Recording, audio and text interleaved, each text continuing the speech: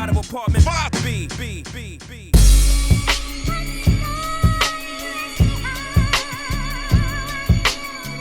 You're now tuned into the Apartment 5B podcast, where we chop it up about hip-hop, R&B, sports, love and life.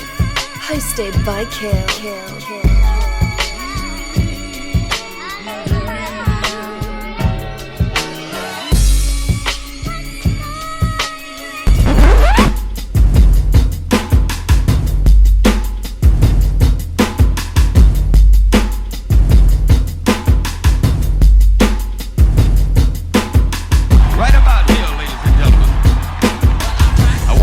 Yourself and your soul together. This man will make your liver quiver. Rock. All right, let's go. What's good? You tune in to Apartment 5B podcast hosted by your man Kel. I got my squad with me in effect as always. We got the birthday boy over here. JR, what's going on, bro? What's going on? Good to be back, man. Good to be back. No doubt. Let me explain to y'all something. This is why I love JR. If y'all know me, people who know me, my day job is crazy. I'm in the hood.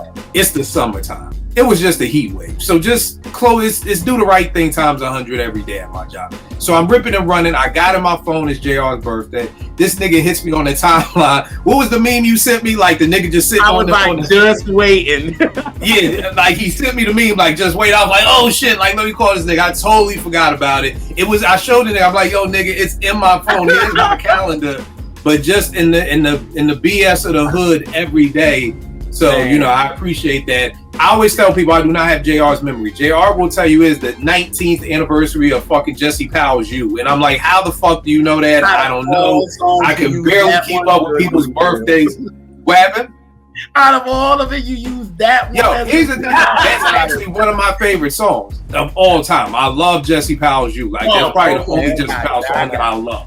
I absolutely love that song. I love it when they have the sax solo too. I miss the saxophone. What happened to the saxophone of the 80s? I don't know. Remember when every song had a saxophone? Yes. Like if you was making a song in the 80s and you did not have a saxophone, it's like nigga stop. Just where's the saxophone? It's not there.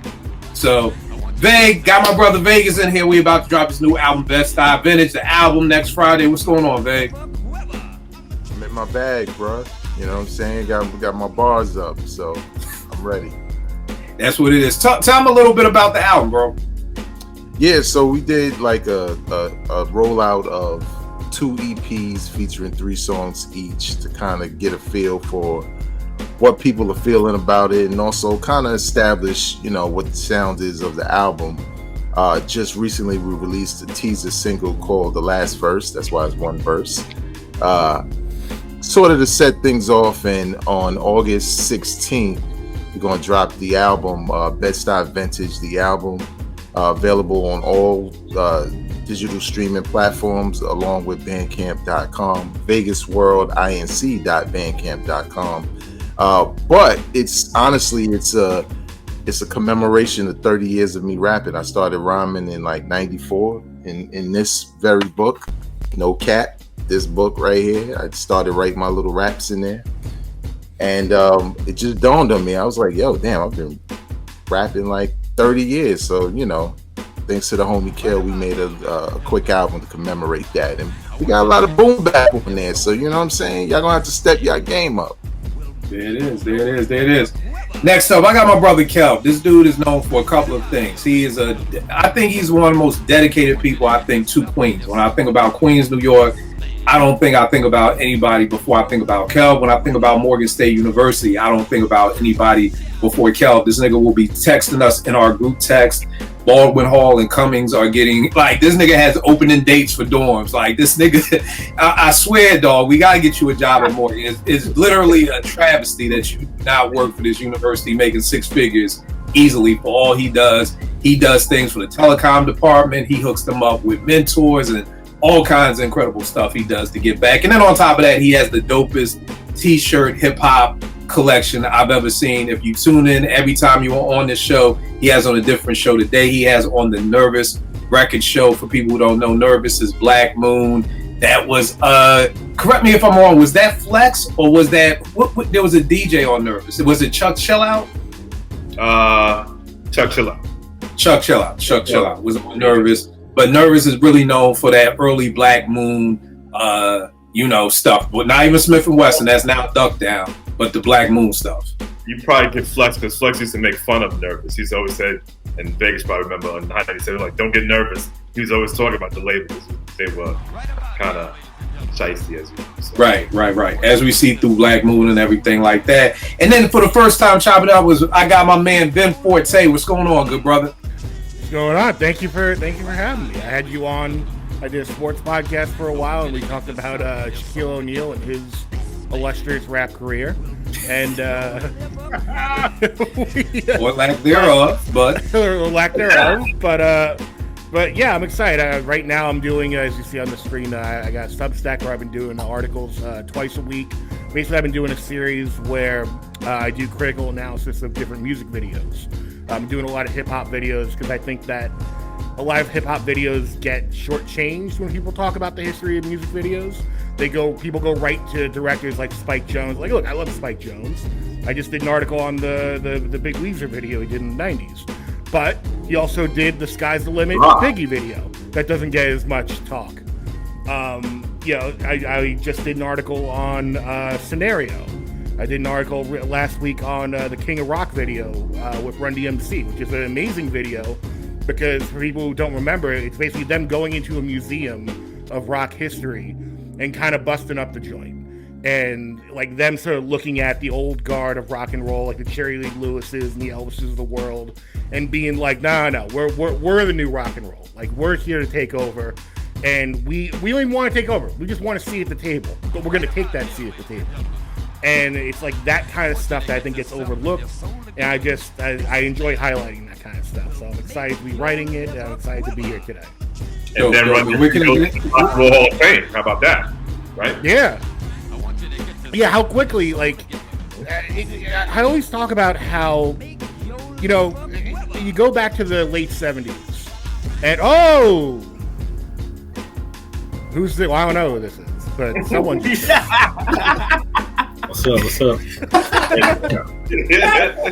But they was like, hey, what the hell just happened? What Star Trek shit you got going on around here? Somebody just popped into the fucking screen, man. Now, but where can they get at your writings? Like, where can they check out your stuff at? vinforte.substack.com. The only point I was just going to make is that when people look back at the late 70s and you see, I mean, it's going to be a whole big conversation, but I'll just do the long story short by saying, when people look at the genres that were big then, like disco, for example, which was a genre dominated primarily by women, queer artists, black folks, and they said, oh, disco sucks. And people tried to hide it as like, oh, well, we're just rock and roll people. We just don't like disco because it's not our thing. And it's like, is it really that it's not your thing, or you just don't like giving other people a seat at the table? But again, we just, the table, how quickly the tables turn. Now, everyone's talking about how, like, there's a lack of rock and roll on the charts, or traditional rock and roll. It's like, because you didn't want to let everyone else in. Everyone else just took over and you got left out. Right. Yeah, and that's a great thing. We did a album, Department 5B Salute and Hip Hop video, but you're 100% right. I don't think it gets the respect it deserves because we kind of look over them by now, but the video was the big piece of it. It wasn't just dropping a dope single. It was like, well, where's the video for it? You know what I mean? As much as I love my philosophy, I love the video probably better. You know what I'm saying? As much as I may love the I Got You Open remix, I love the video even better. You know what I mean? The videos was just the icing on the cake or whatever like that. So that's definitely dope work. Eddie, what's going on, good brother? Yo, what's good, Matt? Sorry, man. I had a little situation I had to take care of. It's all good. Life is life, man. Trust me. We all know, man. All right, let's jump right into it. Y'all know me. So this week's show, I was thinking about, I don't know how I came up with this topic, but we're looking at the top 20 hip hop and R&B, if you have them, songs from the 90s. Now, this isn't about your favorite hip hop songs or the hip hop songs that charted or was number one on MTV. None of that stuff. Is just if the Smithsonian hit you up and was like, yo, I need a list of 20 songs that you feel like were the most important 20 songs for the culture of hip hop from 1990 to 1999. what would those songs be? So that's what we're looking at today. Again, for everybody watching, again, this isn't about your favorite. It's not about chart topping. It is literally just what are the 20 most important songs for hip hop culture. We're gonna do 4 at a time. I'm gonna set it off. I'm gonna throw the big joker out there. I'm sure most of us have it. If not, it would shock me. But Pete and CL's Troy. You know what I mean? As you can see, Portia's not here. Shout out to Portia. She's on that money shit again. So y'all gotta forgive her, you know. But I'm joking. Her computer just, wasn't working this week. So she'll be back. But I know if I wasn't the one to say it, Portia would have definitely been the first one to say Troy. And for each one, we're gonna do a little quick example explaining why we feel that way. And for me, Troy, I mean, it's just one of the greatest hip hop songs ever to me. Out of 50 years, is definitely one of the most important. It is the official and what I see as the certified song when it's time to RIP somebody. When somebody has passed away, you may play Troy, you may think of Troy. I think one of the dopest songs to commemorate, Trouble T. Roy, who passed away from Heavy D and the Boys. That third verse from CL is just, amazing to me, kind of talking about their relationship. So Troy is number one. Next up, I got the Shut 'Em Down remix by Public Enemy, produced by Pete Rock. To me, that was so important because PE were on their way out of the door. By that time, I felt the record industry was tired of seeing this pro-black, let's educate young black kids from the hood, let's get them reading books, let's get them knowing their history.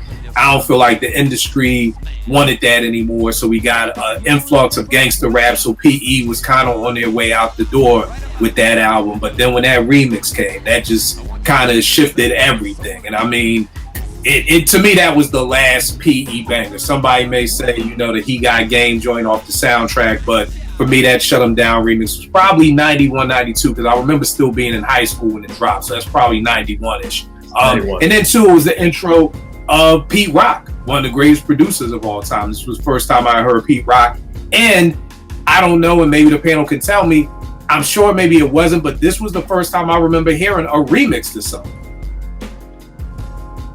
So again, I don't know if this is the first remix. I'm sure it's not. I'm sure it's like a dub remix or something. But I mean, a straight up and down, here's a whole new beat that is nothing like the original beat. And it's a remix from an outside producer. So it's not like the Bomb Squad did a remix of the song. They went and got an outside producer. We got to have Chuck back on because I want to know how they connected, because Pete was relatively an unknown at the time. So I'm wondering how did they connect with such an unknown producer. Number 3, I got Crossover by EPMD. I remember this was my freshman year at Morgan. It's 1992. This song was just everywhere. And it's crazy because this is their biggest song and it's talking about crossing over. You know what I mean? So it's kind of ironic that it's like their biggest song is kind of like saying don't cross over, and they crossed over without crossing over, which I think made it even doper because it was like, yo, you don't have to do this bullshit to get on the radio. You can do some dope shit and still get on. And it was off their last album before the breakup. I feel like after the breakup, EPMD just never were the same. It's kind of like they were good. They came out with good songs, but it never was the same after that first 4 album run. And my number 4 joint is the I Got You Open remix by Black Moon. Kelv, you were there at Morgan during that time. Bro, that remix just shifted everything. It was a complete flip from the original. It made you forget about the original. Like, it literally made me forget that there was even an original I Got You Open, which I was reminded of when I was at a Duck Down show like at the 20th anniversary, and I forgot how crazy the original joint was. But everybody just played the remix. Buck really had started the BDI, that sing-songy flow type thing he was doing. He started it on, How Many MCs and but the I Got You Open, it was really it. And then the video just hit and just made it that much doper. You know what I mean? So those are my first 4. And now on the R&B tip, I've got Real Love by Mary J. Blige. I'm intrigued as to what JR is going to say. Anytime I'm around him, I feel like it's a student to a professor. I'm like looking for him to say, is this okay? So Real Love, Mary J. Blige. I mean, this was the first time. I mean, an R&B singer singing over top billing. That was it for me. That's all it took for me was to be like, yo, this shit is crazy. Number 2, Forever My Lady by Jodeci. You got your people out there watching. You got to understand. I know y'all niggas be having fucking baby showers for 12-year-olds now. Like back in 1990, like, yo, So You Having My Baby. When you set off a song with So You Having My Baby. Now, again, I know in 2024 that's nothing because niggas are 18 with 5 kids already. But in 1990, to set off an R&B song, So You Having My Baby, and that means so much to me, like, yo, that was just crazy to me. And again, it introduced us to one of the greatest R&B groups ever. Here's an example of a song that I despised. I Want to Be Down by Brandy. I hated that song. I despise that song, but I can't deny it. I can't deny that that song was huge. It was a huge hit. It introduced us to Brandy, one of the GOAT singers of all time. You know what I mean? Somebody who, Brandy raised a whole generation of singers out here. You know what I mean? Basically raised them. They consider her the vocal Bible. And then even though I hated the remix with Light Latif for Yo-Yo, I can't deny it. You know what I mean? It's definitely one of the biggest R&B songs from the 90s. And then for my last one, Hold On by En Vogue. You know, like, to me, that was like the introduction of, before Mary, if there was an introduction of R&B meshing with hip-hop, it was that beat. Because, I mean, LL ended up using it for Booming System. So it's not too many times you're going to see an MC jack or R&B artist for their beat, make it a hip-hop song, and it's a hood anthem. Booming System, anybody who had a hood, who lived in the hood, and y'all know how much Booming System got played and everybody's whip and everything like that. And then just the whole Jackson 5, you know, Who's Loving You intro was crazy. And then when the beat dropped, it was just, you had to be outside, I think. Because I think anybody who listens to it now will be like, it's okay. Yeah, you just had to be outside of the night. So that's it. JR, what are your first 4 on your list, man? Well, number 1, how did I do on mine? How did my first 4 go? And of course, he's frozen. So he's stunned. He's stunned. Yeah, he's stunned. I'm good. Okay, you good. I was like, okay, I guess I failed. The nigga. No. I was like, what the hell happened? Okay, Poison by BBD. This is obviously the transition from going from R&B to hip hop. So you definitely have that. You got to talk about that record. I was gonna say Hold On for sure. But you used that one already. No. But talk about you're gonna do these songs so much more justice than what I did. Hold On for real, because there was nobody actually using the beat like that, and you had girls singing on it like they were. There was nobody doing that, and then they opened the lane for all of these other girls. You know what I'm saying? Because if En Vogue wouldn't have never came out with Hold On, it wouldn't have never been all these groups after them. So it was like they opened the lane for that, and then the way the girls were singing on a beat like that, it was very street. And then again, with you guys saying with LL using it for the Booming System, it was like you're connecting hip hop and R&B once again. So that's a good one. I was gonna say Jodeci Come Talk to Me remix. And why I say that is because that was the first time, again, it was on, Jodeci was on a hip-hop street beat. You know what I mean? And it was like, it opened the lane for Mary's Real Love. Because if that wouldn't have never worked, it would have been like, oh, we can't. So the Come and Talk to Me remix came before Real Love? Yes. Yes. Yeah, it did. Because it was just like, that was Puff's, like, you know, Mary was his pet project for real. So it was like he had Jodeci, and Jodeci he was like the A&R for them. So it was like he dressed them and gave them the style and all of that. So when it was time to do a remix, it was like, okay, let me try this to see how this works. And once Come and Talk to Me worked, he was like, all right, now I can do this for Mary. And that's why we got the You Remind Me, and then we got Real Love. So Come and Talk to Me was a big deal, because if it didn't work, he wouldn't have had an avenue for Mary. You know what I mean? So right. I think that's a big one there. Gotta go with my girls SWV for sure. Brian with I'm So Into You. Brian Alexander Morgan kind of was the bridge of what New Jack Swing was and the hip hop soul with Mary and all of that, because that breakdown that he does right there is not New Jack at all. And that was kind of like the end. 92 was kind of like the end of New Jack, and we was coming into a whole different era. So I'm So Into You was a big one. And since you used that, I'm gonna go with which one? I'm gonna go with Brown Sugar from D'Angelo. I'm gonna go with that one. Brown Sugar for sure. That sounded like nothing in 1995 at all. It sounded like nobody. It sounded like the 70s, but it wasn't. It was very thick. It was very like dense. Like it was like woo. Like it was very thick, and we didn't have anything like that before. So that's why it kind of took people a little longer, because people can lie and say they was rocking with it in 95. No, you wasn't. Let's just stop. And D'Angelo ain't really get hot until 96, because people wasn't rocking with it when it came out in the summer of 95. So it took a minute, but when people got it, they got it. So that's my 4 for now. All right, no doubt. Veg, what you got up to set us off with? All right, I only got hip hop. So I got They Reminisce Over You, P-Rock and C.O. Smooth, for a lot of the same reasons you mentioned. I think in a lot of ways it's because the lyrics are so relatable to a lot of people that when C.O. Smooth is rapping, you not only are you learning about him and his family, but there are things in there that you can relate to with your own family. And the music was just perfect, and the video was perfect. You know what I'm saying? All of it just came together perfectly as the quintessential, rest in peace song in hip hop.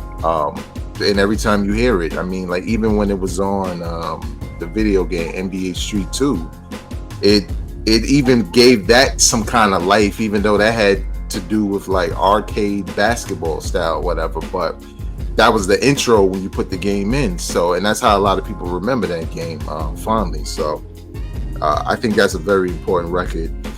Even though I didn't like this record when it came out, lyrically, I think is what gave it legs, and that's Juicy by Biggie Smalls. Everything Big was saying, I was living. Hanging pictures on my wall, like that's all we did. Like, you know what I'm saying? The magazines,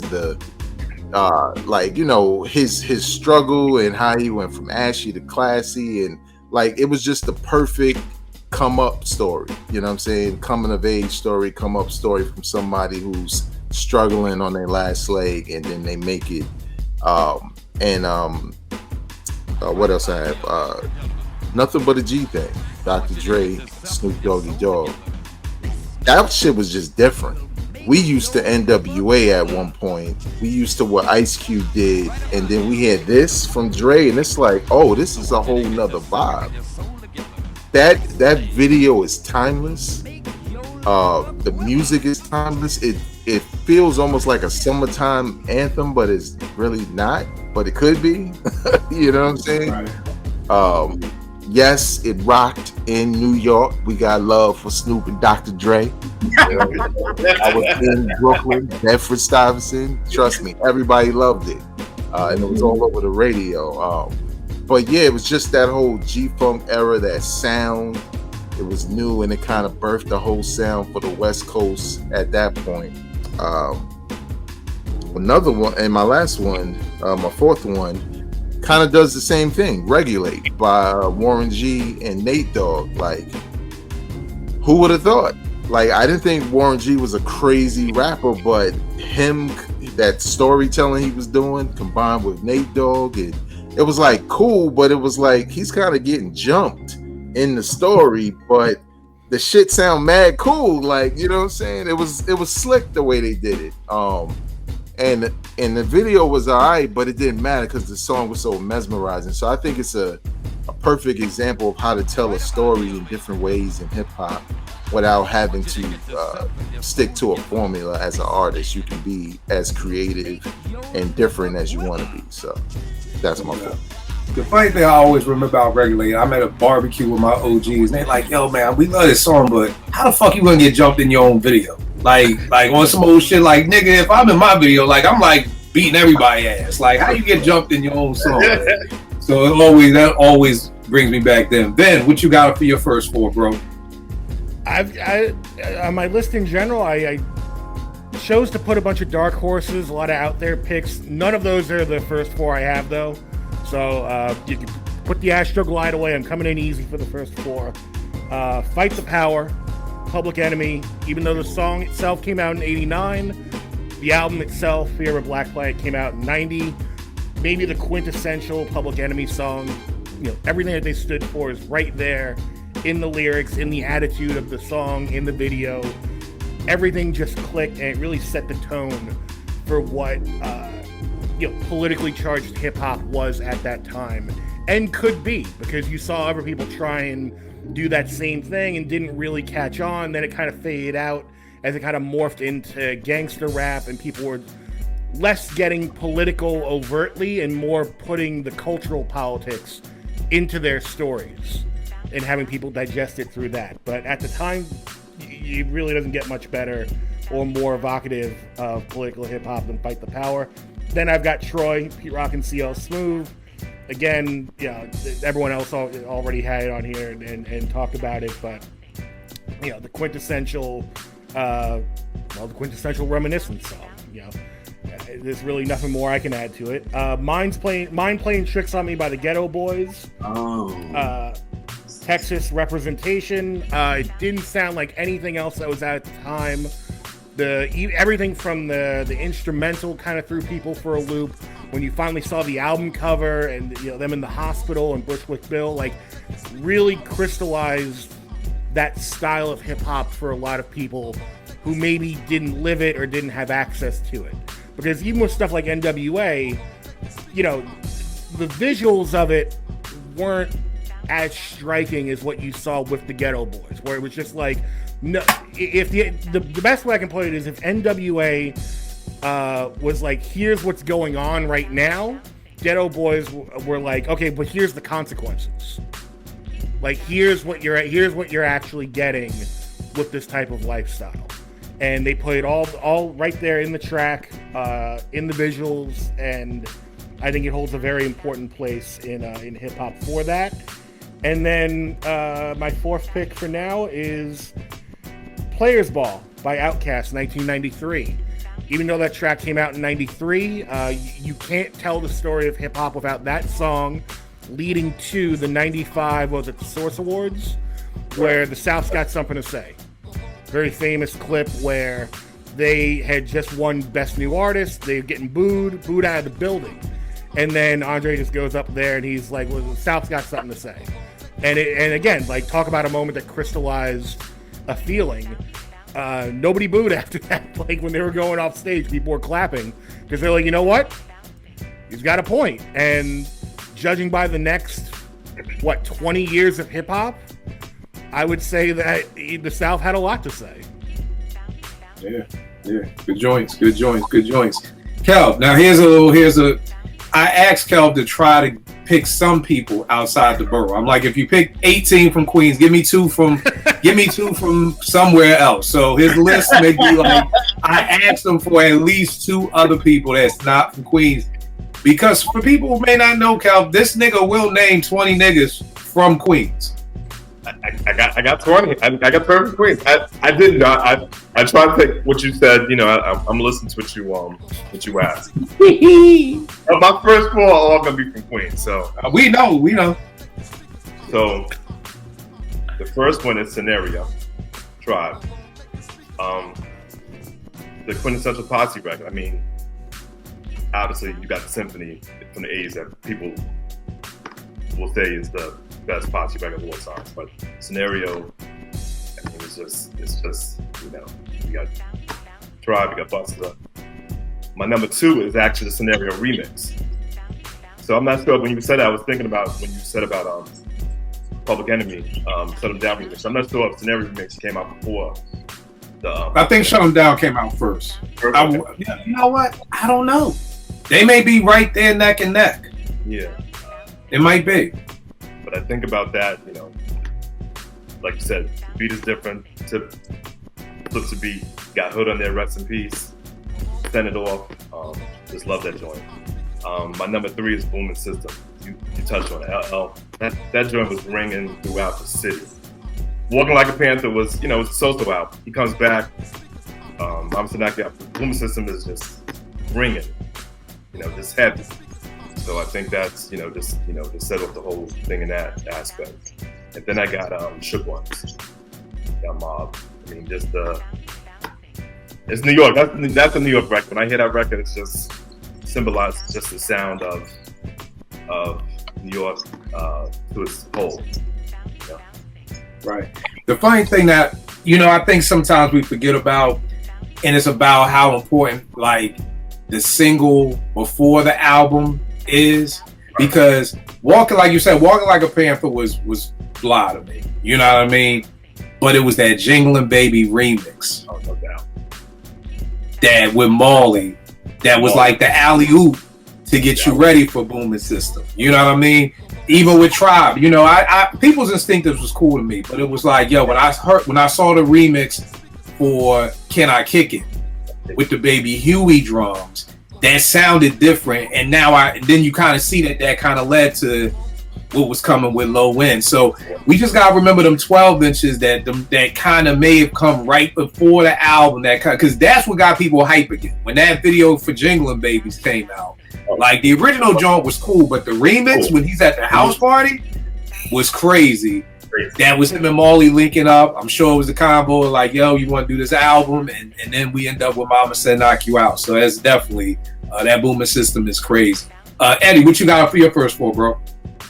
All right. Well, before I start, since you guys are talking about remixes, wouldn't the Buddy remix predate the ones that you guys mentioned as well? You're absolutely right. Right. You're absolutely right. The Buddy remix does predate all that stuff. So there you go. I see Eddie's coming for the collection plate this week, everybody. So he's dropping jewels already. He's coming for the tithes and offerings this week. Already. Show ain't even start yet. He already coming for the tithes and offerings. So I'm gonna do my best to not repeat. No, bro. If you got it on your list, repeat it. But it may mean something different to you. I don't want nobody to change their list, because some of us are gonna have the same joints, but they may mean different things for different people. So don't change your list. All right. So first one, I'm gonna go with Elevators from Outkast, because I feel like that first album, Southern Playlistic, to me it sounded like the South, like what I expected, the South to sound like. When Elevators came out, it was like, bro, this sound like nothing I heard, man. It was on some whole other shit, right? And that whole with the whole AT-aliens and the aliens on the single, all that, like, it just sounded like just all like that. Obviously Andre's verse was crazy. You know what I'm saying? Like, I think that kind of helped expose them to a larger audience,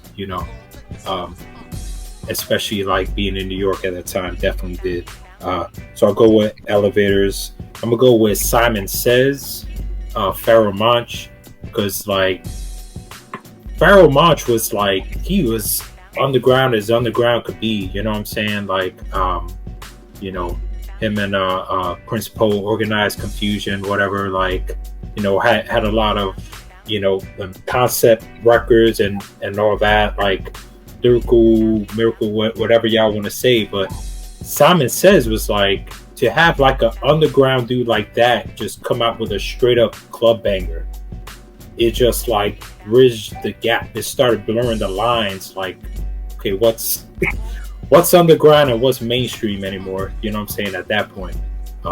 So definitely a dope joint. I'm gonna go with go a lot of places. I'm gonna go with They Want Effects, Daz Effects, because like, talk about shit that didn't sound like anything. Like, they came up with a brand new style, like the song was catchy, like it had everyone trying to sound like them, like, and it was just new and fresh, like, and that's kind of like, when you think of that era, that's kind of what you enjoyed about that era, like people coming up with that, with a new style, and coming up with a fresh joint that kind of stood the test of time. So I got that, and then I'll go with 93 Till Infinity, Souls of Mischief. To kind of hear that coming from the West Coast, kind of in a similar way, what, like I said, when Outkast came out with Elevators, didn't really sound like what you expected from the South. I feel like 93 Till Infinity didn't really sound like what I expected from the West Coast. but it also like they had their own rhyme style. I felt, you know what I'm saying? Like the way they were rhyming, like as a group, you know what I'm saying? It was uniquely their own. It had like a little bit of East Coast sensibilities, but you know what I'm saying? It was just dope, you know? That's dope. Shameless plug, since you brought up Souls of Mischief. Back with Sweetie's new single, you know what I mean? We got it out right there, No Other Way, featuring Tajay from Souls of Mischief. So check that out. Cop it, buy it. It's $1.29. Come on, people. You know what I mean? You can't even go get enough from the dollar menu for that much. So cop the single, man. We got Tajay on it, man. Come on, man. So we got that. But nah, great picks, Eddie. The next one I got up is a song that I despise. Another song that I just always hated. One More Chance, the remix by Big. I never liked this joint, man. You like the remix? I like the. Remember, there's a hip hop remix. Hip hop mix. Yeah, that's what I always wanted. But I get. I mean, you don't like the ball. If you put on the One More Chance remix at a party, I'm not gonna be in the corner mad. I'm be, in the bot, but it's never a favorite. Like that's not gonna be on my best of Biggie mixtape because I really don't like that remix. You're gonna hear a hip hop remix, but I mean, again, I felt like this kind of really put Big out there. Like it was like boom, like you had Mary's the first time you had Faith, and again, it goes back to what Ben was saying about videos. If you're paying attention to everything we're saying, everybody's talking about the song in the video. It just fit. And the song in the video for that joint was just crazy. It's like a brownstones, like a house party, Totals walking in. It was almost like I remember being at Morgan and being like, God damn, I want to be there. Like that's the party I want to be at. You know what I mean? So the video, again, the song is dope. I don't hate it, but I didn't like it. I'm not playing the shit. You wasn't getting in my car hearing the fucking One More Chance remix, but it was huge. Next remix is Flavor in Your Ear. You know what I mean? I understand that everybody likes to rewrite history and Bad Boy is Biggie's.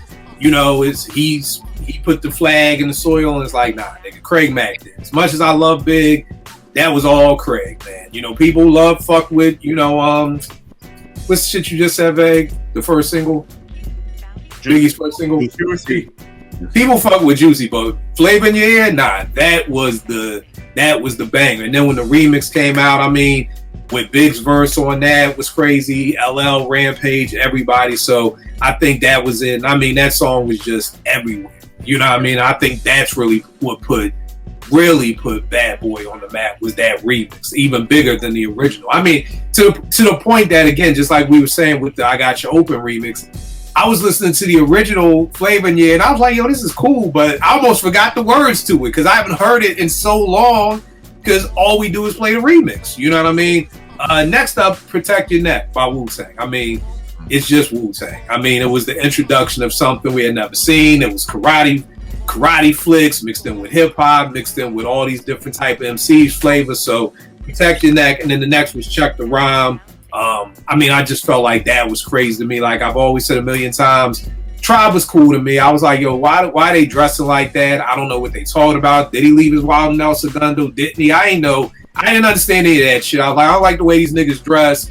But then you see them in Check the Rhyme, and Phife got on the jersey, and they got on Fitteds and the New Balance. I'm like, okay, this is more my steez. And then even when it starts off with the Average White Band, but then when them drums come in, it was just like crazy. And it's funny because Check the Rhyme is like this. I feel like it's a roller coaster. Like you hear them drums, and you're like there, and then it gets smooth all of a sudden. Then it just smooths itself out, and it changes the whole vibe of the song. But you really don't realize it changed the whole vibe of the song. So it's just an ill tip on the beats, man. I can't get enough of that, man. Not to mention, man, what's up with we're gonna do a show about why do people on Twitter be hating on LL? Like, and I don't use the word hate like Barry, y'all know me. I hate that word, but at this point it is now hate. That is just like I don't get it. I can tell you the answer. Unreal. What do you got, Ben? As someone who's a little younger than a lot of the people in here, no disrespect, is that there's an entire generation of people who don't remember I'm Bad or Mama Said Not Good. They know LL, the guy from the goofy guy from the movies. or the guy who did the accidental racist or whatever that song was, or the CSI dude, or the CSI dude. Like they see him, the shark, using the shark movie, Samuel Jackson, right? Yeah. So they see him as one type of artist, and they don't. That's why the album he's got out now, people are really pushing it hard because they're like, no, this is the guy you should be focusing on. Like this is the guy you got to go back and see. Right. What you gonna say, babe? Fuck them kids. We don't need y'all. Okay? He the GOAT. Right. He the reason why we say GOAT. Right. Yo, bro, I was going back and forth. I mean, there was the crackheads on my timeline this week was all about. I was saying that LL has one of the most highly anticipated albums. Like 4 or 5 people who jumped in, like, ain't nobody checking for that shit. And I'm like, no, hip hop heads are. Now I don't know what you fucking casual rap motherfuckers are checking for. I could care less. But hip hop heads, Q-Tip doing the beat. Now here's the thing, y'all, and I get it to a certain point, because if LL was coming out with a new album, I'm not gonna hold you, I probably wouldn't be that fucking excited for it. A lot of it for me is Tip doing the beats in the 3 songs that I've heard. So to some extent, I get why you may not be hyped for it. But it's, to me, the LL plus Q-Tip plus the songs that we heard have all been dope. But then I get exactly what you're saying, because I get that from my teens. They're like, Ice Cube was a gangster rapper. Mr. Kill, we thought he just did this silly Are We There Yet?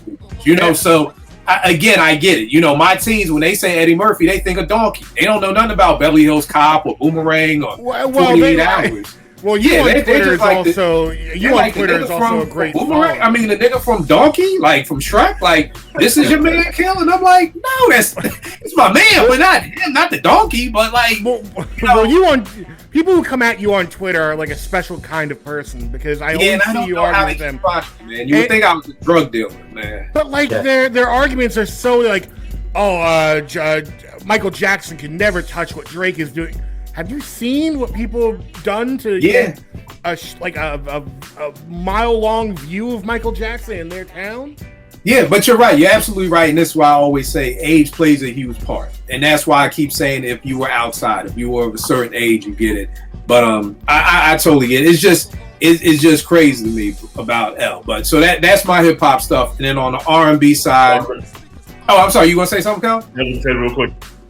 What you said about Al and hip hop heads, he just had a listening party, and it's like a who's who of hip hop people showing up there. So, to your point, heads are looking for the album that are of the culture. So, yeah. Right.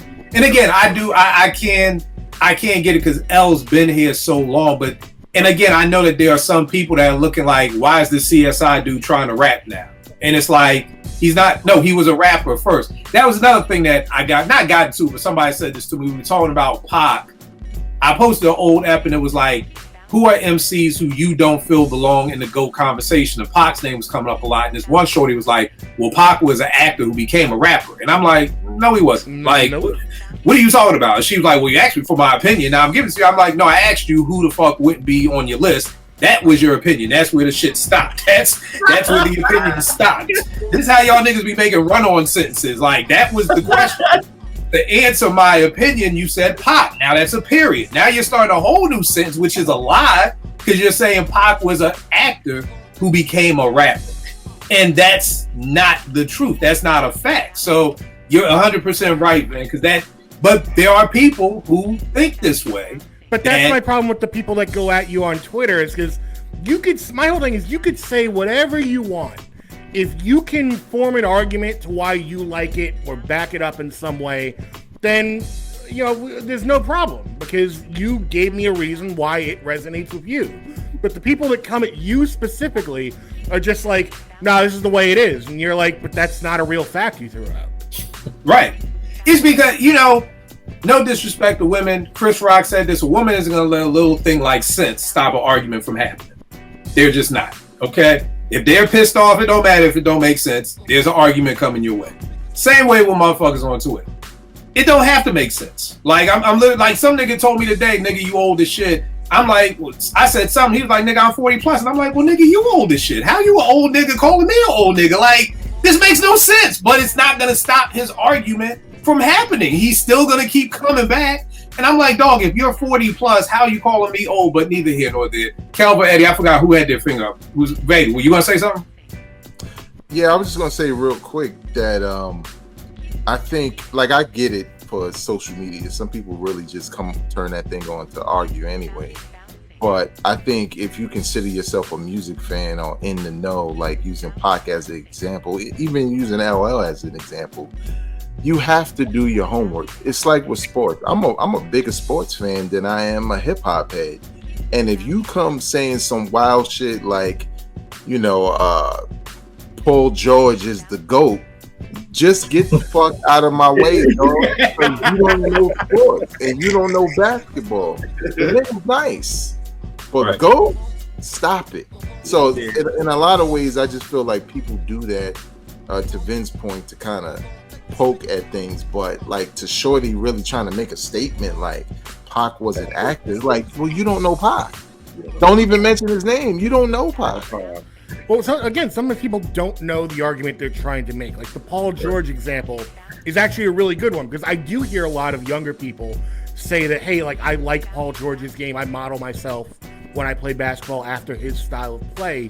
So it's like, okay, if you want to make the argument that Paul George currently is an influential basketball player who a lot of people are watching closely and sort of low-key, you know, modeling their game around, you can make that argument, but don't just be like, oh, he's the GOAT.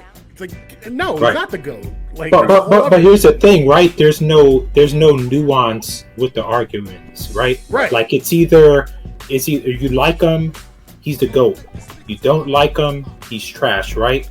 There could be nuance, like, all right, he's my personal favorite rapper, he's my personal favorite athlete, you know, or like Kill may say, well, you know, personally Tupac is not in my top 10, but I respect him, whatnot. Oh, nah, you a hater, you know?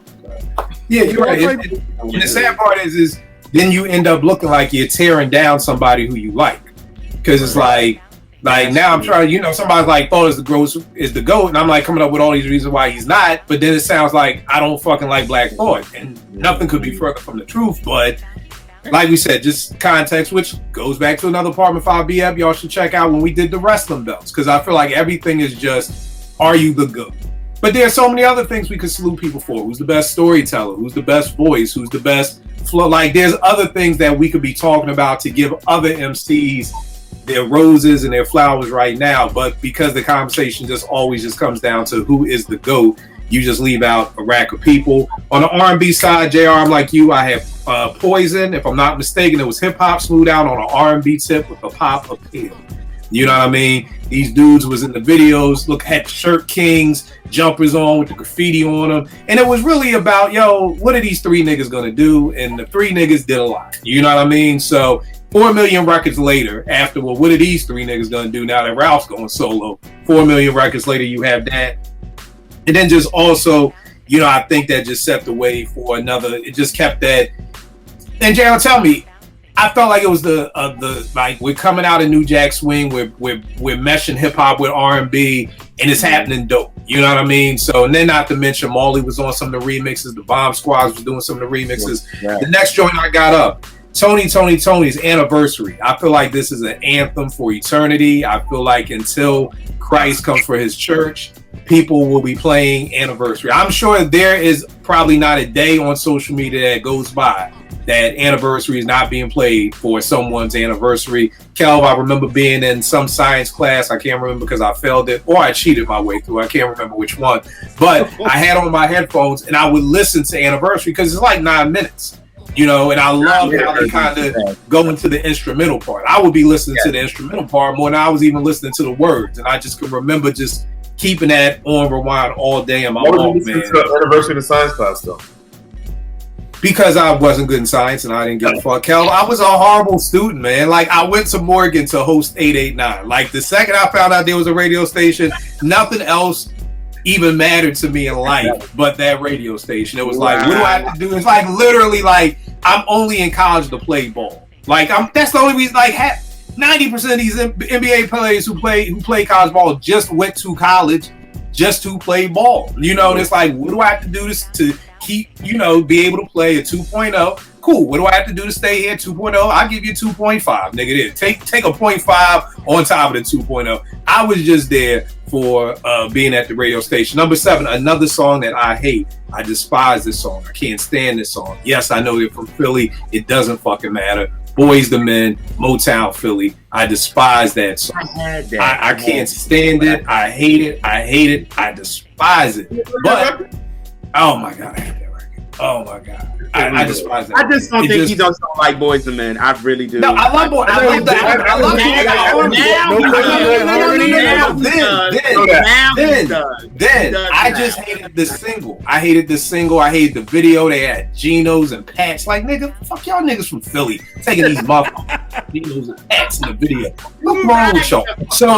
So, but I love Cooley High Harmony. Like, that's a 5 mic classic to me. Like, JR, I remember I took the SAT and I left and brought the album. Like, I remember the day I brought that album. I played that album to death. I love it. Just wasn't a fan of that song like that. But I mean, it gave us a 5 mic classic. It gave us one of the biggest groups of all time. I felt like, you know, for the most part, especially from like 91 to probably 96, Boys II Men kind of ran shit. And I don't mean in an urban way. I do mean on the pop chart way. And I know we're not talking about pop charts, but I'm just saying I think Boys II Men that was huge.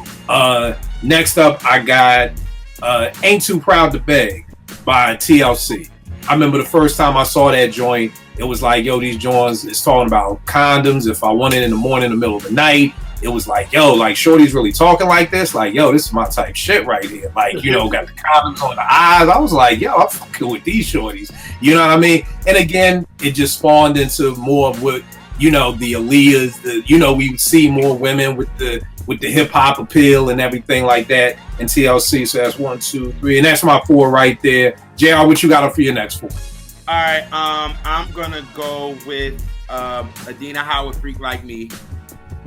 I'm gonna go with that. There was nobody talking like her, even though men wrote it. But there was nobody talking like her. Yo, I think that shorty could perform that song until the day she dies. Absolutely, even though she working at the FedEx though. But she, but Adina Howard works at FedEx. No, she's not. I'm about to say you about to have a lot of niggas sending packages this week. Which one? you about to see the Coke price. With today's price is not. What is it? What did Fat Joe say? Today's price not yesterday's price. Yesterday's price. It's been a long day, y'all. But yeah, you about to see niggas gonna be like, oh, word, yo, let me send this NPC to somebody. You send this to Porsche this week. Yeah, so nobody was, so it opened the door for obviously the Kims and the this and the that to get very vulgar and all of this kind of stuff. So that's definitely an impactful record. I'm gonna say If Your Girl Only Knew by Aaliyah. When that record came out, it was a different sound. You never heard that before. Timbaland came in and did something new and changed the flavor of it all. And once that happened, him and Missy and them was out of here. You know what I mean? And then we got the One in a Millions and all of that, and then all that. So that one, I'm gonna go with Mary, You Remind Me. It was different than what anybody else was doing. She didn't sound like what the girls was, the Whitneys and the Mariahs and all of that. She dressed like us. She looked like us. It was just completely different. The beat knocked harder than anything that was out then. So obviously, once she came out with that, she started a whole genre, which we call hip hop soul. And the next one, I'm gonna go with actually Mariah, the Fantasy remix with her and ODB. And that actually bridged pop and hip hop. So it opened that door because Mary had already opened the one for hip hop and R&B for real. But Mariah was the pop girl. Now what's the sample for that joint? For that one? Is that the one with the That's shoot. Oh God, damn, kid. All right, I know. I think just you humming it. I know what it is. Yes. But yeah, that kind of met the pop and hip hop world. And come on, them white people ain't know who the heck ODB was. Like they like, who is this through. Like I remember when it dropped, and I'm like, Mariah and ODB, like word, like you know what I mean. So yeah, Tom Club. That's what it was. Genius of Love. Right. That's right. it. Yeah, that was it. And is that 4? That was 4. That was 4. Okay. Yeah, that's it. Vay, what you got up? All right. Tupac, Dear Mama. Till this day, people just essentially study that song. When you look at YouTube videos of somebody pops hearing it for the first time, or I think Dennis Quaid recently talked about how much him and Tupac got close before he passed, and how much he plays that particular record from Tupac. I think what was so dope about it was it just wasn't this happy celebrate my mama stuff. Like when he said, you know, crack fiend mama, I'm like, yo, I'm not used to people being that raw and transparent with their lives. You know, and I think that's why people love Tupac, because of that side of him. And Dear Mama is literally like a quintessential mama record, right? Dedicated record. Probably one of the realest ever when you think about the lyrics. Cream, Wu-Tang. Yo, when I heard that beat, I was like, there's nothing that I've ever heard in hip hop thus far that sounds like this. Like it was almost like you were trying to figure out what it was, you know what I'm saying? And Raekwon and Inspector Deck had the perfect lyrics, because just like I said with Biggie, it was like he told like a rags to riches story.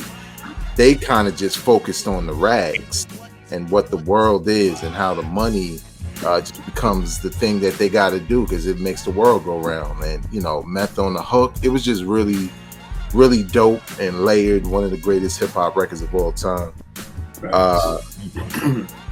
Ice Cube, It Was a Good Day.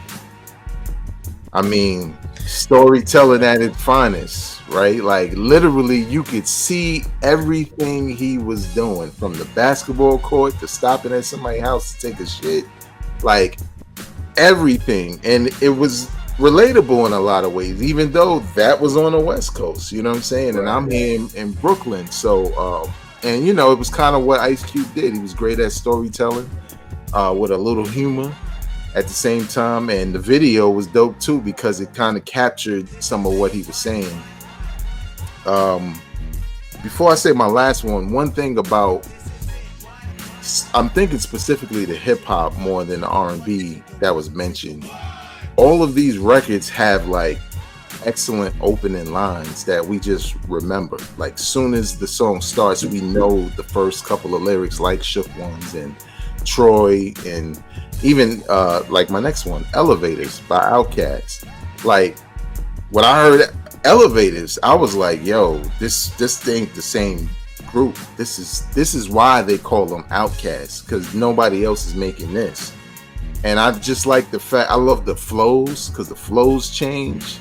So they was more technical with the way they did their flows, from double time to slowing it down. Like it was no one pattern you could follow listening to it. And I just like the fact that, like you said, Kill, that was the lead single into a new album and a new Outkast, honestly, going forward. So I think that's probably important from the standpoint, not only just the South, but just hip hop in general. So the thing about the Dear Mama thing, Vang, I remember being at Strictly Hip Hop, I've never received a phone call requesting Tupac until Dear Mama came out. And it was before it blew up, because people were calling to the station and they were like, yo, we want to hear that new Pac song, You Are Appreciated. They thought the name of it was You Are Appreciated. And we was like, we don't know what the fuck song that is. We don't got no Pac up here. You know, You Are Appreciated. They wasn't even asked for Dear Mama. So it's just a testament to how dope that song is too, even on a hip hop front, you know, because maybe you did. I never got a call Strictly Hip Hop from somebody requesting any Pac.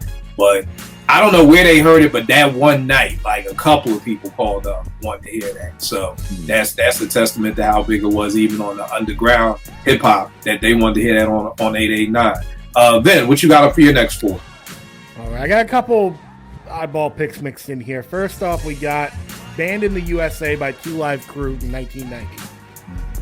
And that's important because that's the very first record to have the parental advisory sticker on it. Mm-hmm. So if you're going to do a Smithsonian and have a wing where you have important records in hip-hop, even though the actual court battle was in the very, very late 80s, it's still the ramifications. The 90s are when the ramifications happened. And people thought they were getting one over on people by, okay, well, we'll put a sticker on it now. That'll dissuade people. And it did pretty much the exact opposite. It just told you what the fucking cool music was. Right. Like, it's got the sticker, and that goes through to all, and that changed because it wasn't just music, then it went into video games as well. When, 10 years later, you had stuff like Grand Theft Auto coming out, and everyone's like, oh, I can't buy this unless I have a parent with me, like legally. Like, oh, what's the deal with this game? Like, I gotta know what's going on here. So, big ramifications from that record. Next, I got Mama Said Knock You Out, LL Cool J, also 1990. The quintessential comeback record, like we were saying before. The Panther album is kind of just blah. And especially at that time, people got to remember the context. A lot of those artists in the 80s didn't make it successfully into the 90s. So it seemed like LL was kind of going in that direction. And again, even though, like, all these guys, like, LL was 22 when he put out Mama Said Knock You Out. Like, that's insane. It's insane to think about that was his comeback record at 22. And it's as quintessential a comeback record as you could have. So I've got that on my list. Don't get me started, okay? But it's funny, Vin, that you say 22, because I'm just thinking about, Vin, you talk about your rhyme book. I'm looking at my demos from 22. It is not on no booming system. It's not on no around the way girl level. You know what I mean? So it's nowhere close to that. So yeah, that is something that people have to pay attention to. Like, he's 22 making cheesy rap blues and Murdergram and Illegal Search and he's making anthems. So that's a great point, man. And then these next two. We talked about it before. You came on my podcast and we talked about it. I'm going to need to explain myself on this one. What's Up, Doc? From 1994, Shaq and Fuchsnickens. The album, the single and the album went platinum. And Shaq was a basketball player first, rapper second. And that's the important thing. Again, if you're it's not about the best. It's not about strictly album sales, but if you're going to make the Smithsonian, it was a moment, and it set the precedent for people in other areas like sports to have a way to parlay themselves into a rap career. Now, to my knowledge, no basketball player or any sports person has hit 1 million sales since Shaq, but they've tried. Like, they've tried to get careers off the ground. So you have to at least, like, give that album and that single a mention for what it did. Because before then, if you put out a single and you were involved in basketball or football, it was all just novelty BS. It was Super Bowl shuffle garbage. It was like, we're just doing this for a goof. Whereas Shaq came out and he was like, look, we're going to get professionals and we're going to actually put out, like, a real deal album. And like we talked about on my podcast, you said it yourself, like, of course, like, if you're Fuchsnickens or anyone, we're gonna work with Shaq because Shaq's cool and we want to be cool too. So I think that's why that album has. Well, I think I said you want to be rich. Like, I don't know. You want to be rich? Yeah, they're cool already. We cool already, but this nigga live in Orlando and got jet skis in his backyard. So yeah, we definitely. But that's a good point, and I want to say that because this, when I was on Vin's show, was very, how I feel, but. I understand what you're saying because we forget there was a compilation out called B-Ball's Best Kept Secret that came out, and it featured all NBA players, I think, over like well-known producers' beats. You know what I mean? So I think that's the thing. Like, people may not remember AI had a single out, Kobe was rapping. There was a time when everybody wanted to rap. You know what I mean? And like you said, with Shaq, he was just able to have the name to be able to get a Biggie. Like, Biggie's rhymes on Can't Stop the Rain are crazy. Like, Yeah. That's a crazy joint. You know what I mean? So again, Shaq is there, but niggas did not BS with the rhymes. Like, oh, I'm with Shaq, let me just put some bullshit. Like, nah, Big's rhymes on that joint. And like you did say, it did usher that in. Shout out to Dana Barrows, who actually had, to me, the dopest song on that B-Ball's Best Kept Secret. Dana actually had some bars, and if I played it, you wouldn't even probably know he was a basketball player. So definitely. Yeah, and then my last pick, the only group on here twice is technically it's not well, I guess it is because it came out on both their albums. Bring the Noise by Anthrax featuring Public Enemy, 1991, a year before the first Body Count album, which is an important distinction because the point of putting this track on here is that it predates a lot of the, for better or worse, I know people have a lot of feelings on the whole like rap rock, Limp Bizkit, Linkin Park kind of stuff that would come much, much later in the decade. You kind of got a taste of it with Anthrax and Public Enemy here. And I also think that a lot of people don't give them enough credit for linking up. I love because that. I think it's a great record. And everyone always goes right to, and rightfully so, Run DMC and Aerosmith, because they were both very mainstream, very big at the time. And they were crossing over the, you got your chocolate in my peanut butter, you got peanut butter in my chocolate. They were crossing it over. This was a little more subdued. And again, Vegas, to your point about people seeing or hearing Troy in NBA Street Volume 2, which is an amazing game, by the way. Please, everyone go pick that up.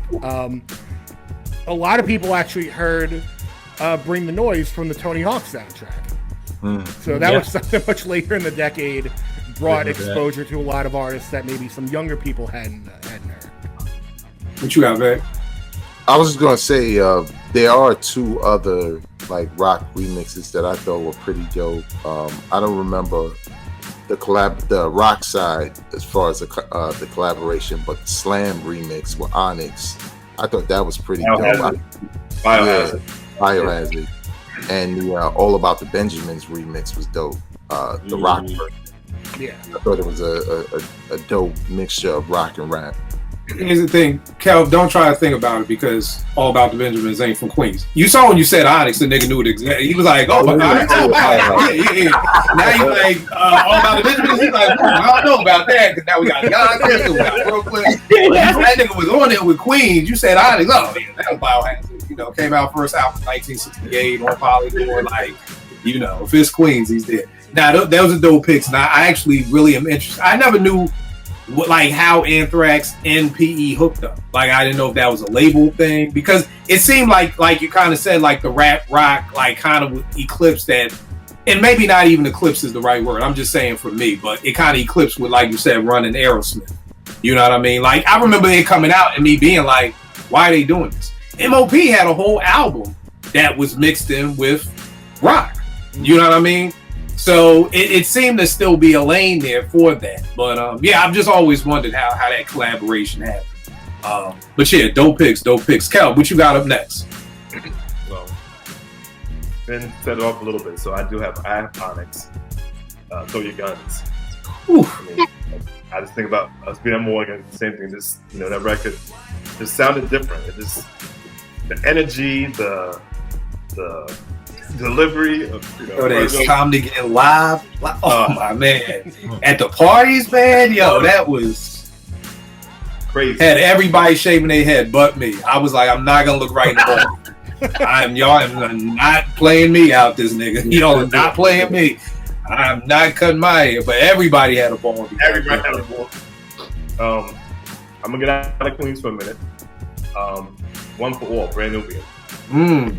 Early 90s, a lot of conscious hip hop. Brand Nubian set the tone. Obviously, 5% was heavy, and just the song, the video, just such a dope song. Then I got Puba solo 360. What goes around? Obviously, fashion. He just set off. I've got the polo jacket. Obviously, like Phil knows, I'm sure. The bows hanging back, and he'll figure on the top. Knapsack on my back, just play pop. I felt like that was like a time capsule to 93, 94. Like, that was just it. It was Hill Figure Low. Everybody had a backpack on. Like, that was just that was just the uniform. Like if there was a uniform for hip hop, like that was hell. I rock low because of Poopa, like as one of the pieces. Like so, yeah, that's dope too. And then last, I'm going back to Queens. Main source, Private Barbecue. First time hearing Nas. After the Breakdown was a 5 classic to me, but first time hearing Nas speak, it's like, who's this dude? Just kind of takes over. I mean, you hear that record, you're not. The album is dope, and it might be one of the last joints in the one album, I believe too. So you just hear Nas, and it just kind of takes off from there. It's funny. I think Veg, you said this too. As crazy as Nas was, we was hype about Akinyele. We was like, "Yo, who's this dude?" Like, with that. Yeah, with that style. And I think it's like what Eddie said to the Das Effects piece, and I'll talk about them later on my list. But that was the cool thing at that time. Was like who could come out with the style. Now, of course, Nas is Nas and Ak is Ak, but just at that time, it was like, yo, that's an ill line. But yo, who's this nigga over here? We're doing the better. Like, yo, who's that? Like. Now, of course, that shit, nobody want to hear you doing that shit a whole album, but, just as far as, like, the first time hearing it, it was like, yo, who is this? That's an ill style right there.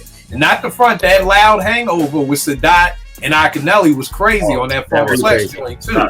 That joint was crazy. People forget about that loud hangover joint. Eddie, what you got up next, bro? All right, I got Cell Therapy from Goody Mob. Like, one of the illest piano samples like in hip hop history, in my opinion, and for them to kind of follow up Outkast, and so now you got a legitimate crew out there, right? It's not just Outkast on their own island. You got the Dungeon Fam doing things, and it was dope, like the storytelling and all that. Obviously, CeeLo, with his unique voice and everyone in that group kind of had their own thing, had their own unique sound. So I think that was really dope. Going back to sounding unique, I got Campolo Lucchini, This Is It. And even though we don't know half of what they said on that record, you know what I'm saying? But I kind of feel like that was the precursor to like just swag rap. Although, they were more technically gifted, so I don't even want to use that term with them. It's like an insult. But it was really about the style and like how they said things, right? Not necessarily what it's like, how they delivered it, how they said it. And then that beat was just so laid back.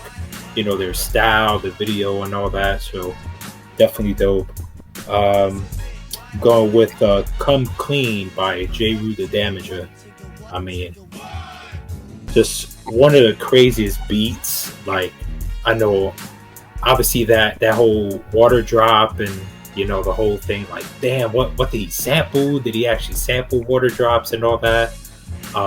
Then just the fact that Premier was, working with someone else. Obviously, J. Rue was featured on the Gangstar album, but that he did a whole album with someone different, not Guru, and it was crazy. But that single was crazy.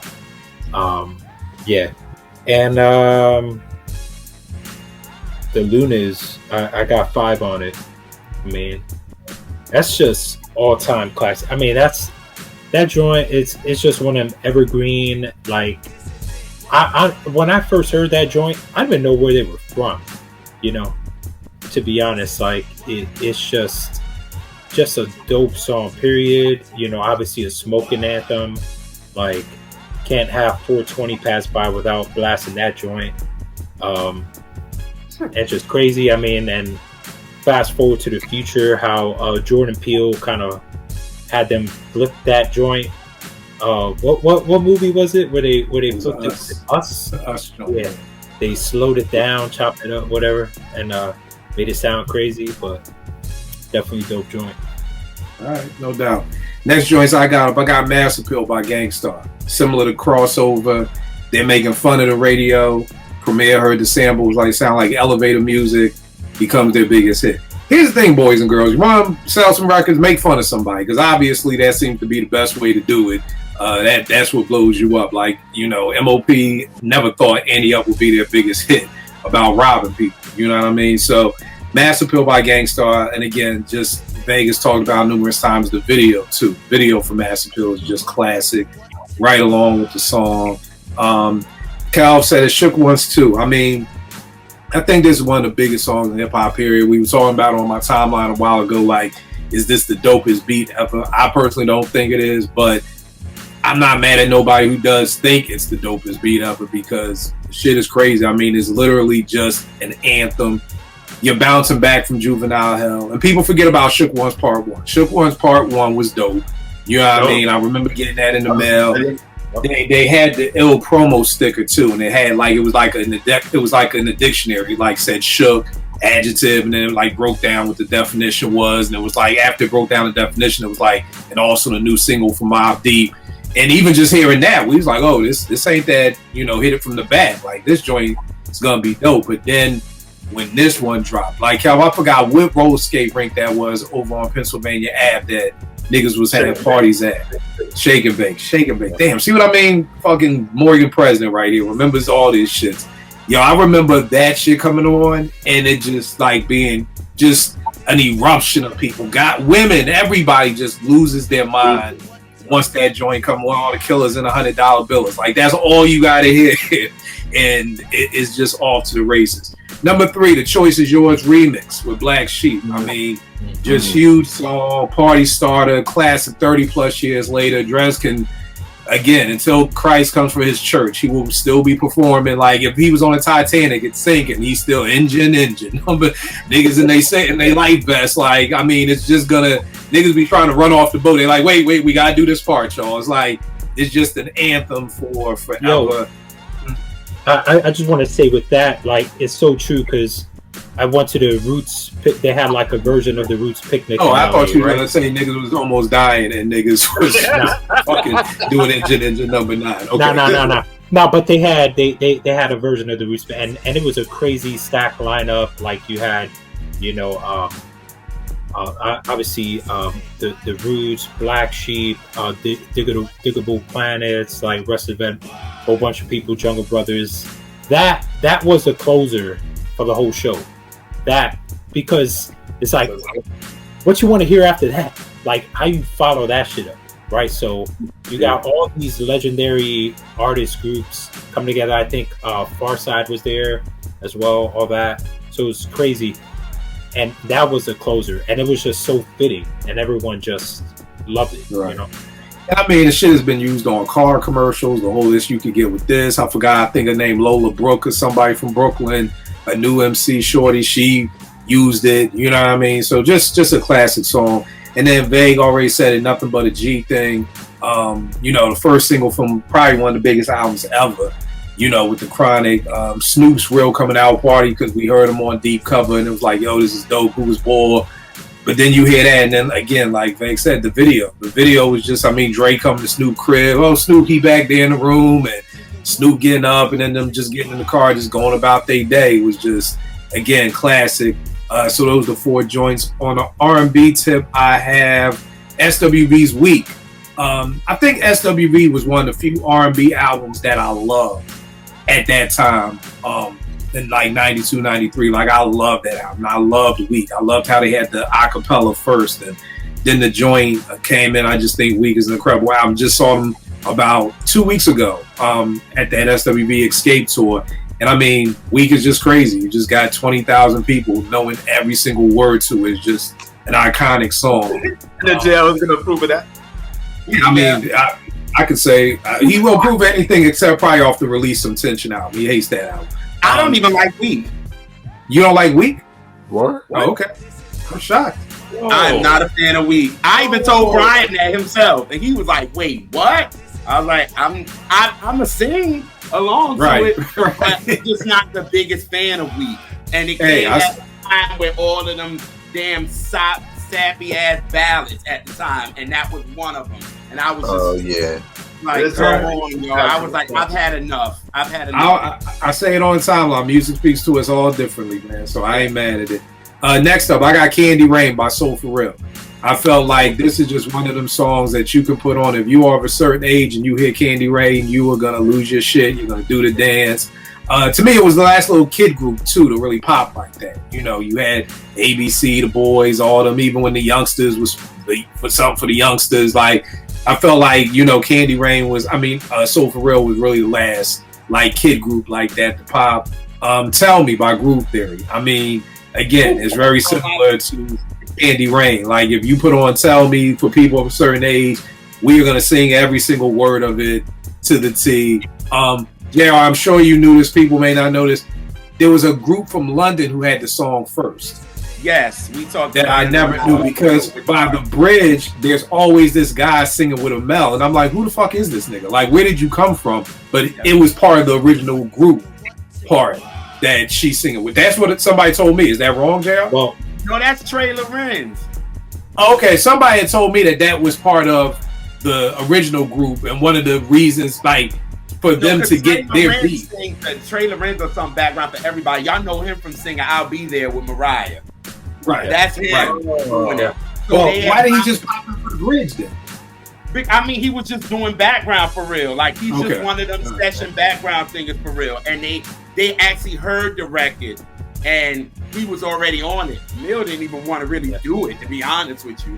She didn't want to, but they was like, they needed a hit. They needed a record that was going to push. So they did. This was the last song they did, and he did it. I think that's one of the most intriguing things to me, when people don't want to do songs that end up becoming their biggest song. I mean, here's the thing. I'm all for it. But if you tell me, I mean, it feels good. Like, it doesn't even seem forced. Like, I was just watching this thing with MC Light. She was talking about off the Mo Money soundtrack. She had to do this song Ice Cream Dreams that Jimmy Jam and Terry Lewis wanted her to do. And she's like, it was hard to do it. I didn't really, you know what I mean? It didn't come natural. So if it's something like that and it blows up, I get it.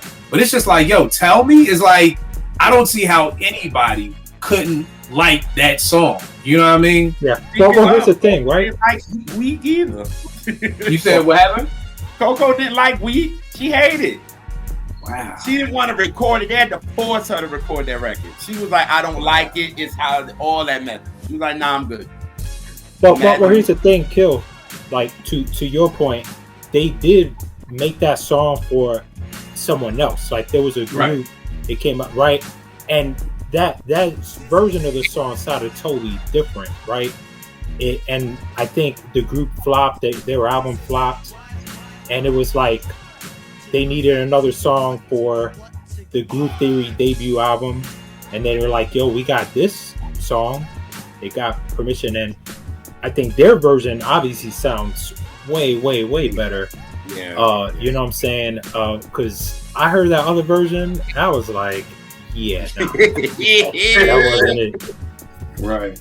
I mean, shit, I don't give a fuck if it's somebody else's shit. Let me send somebody a beat that everybody loves, and I'll be like, yo, Vague don't want it no more.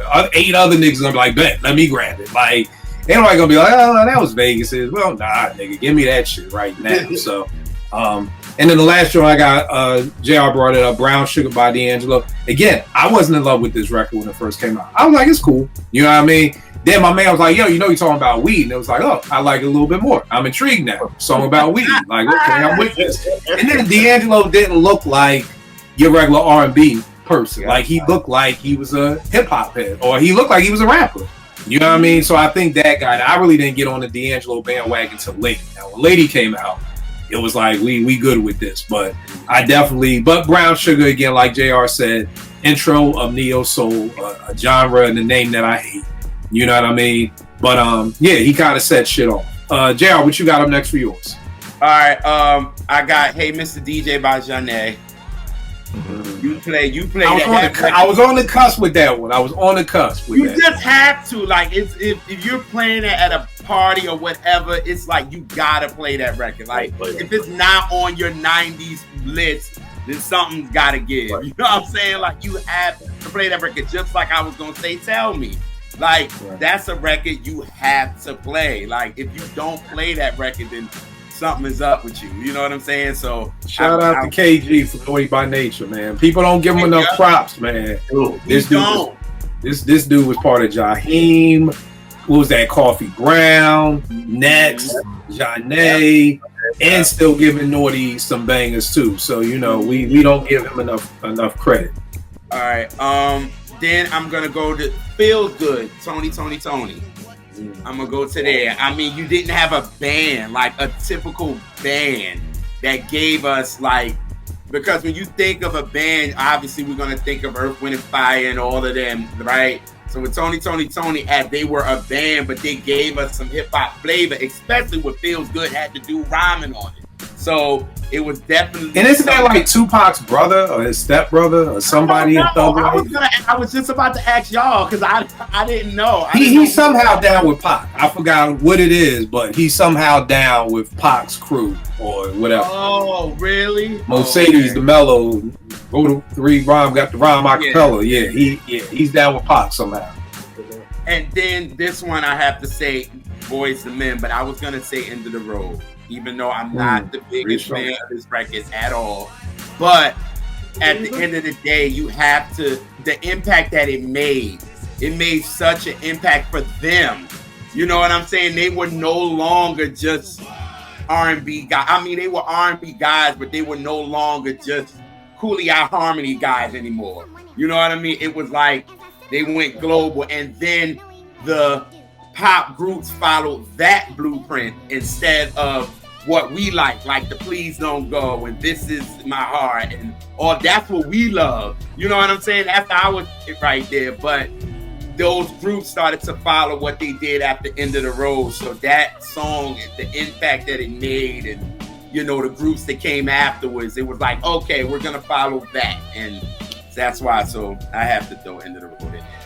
Is End of the Road where the scary dude is like, yo, I don't care if you cheated on me, just come home, just come back? Yeah. Yes. See, this is why I didn't like these niggas. Niggas be like, niggas be like, yo, Kill, but they from Philly. That's not me. You can be from my block.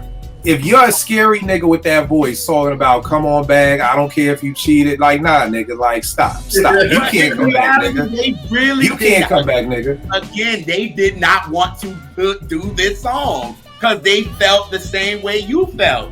They like, why are we gonna do something like this? We look like true clowns. Like, why are we doing this record? I told you, somebody told me Boys the Men is the type of niggas, they walk, they crush to their boyfriend's house.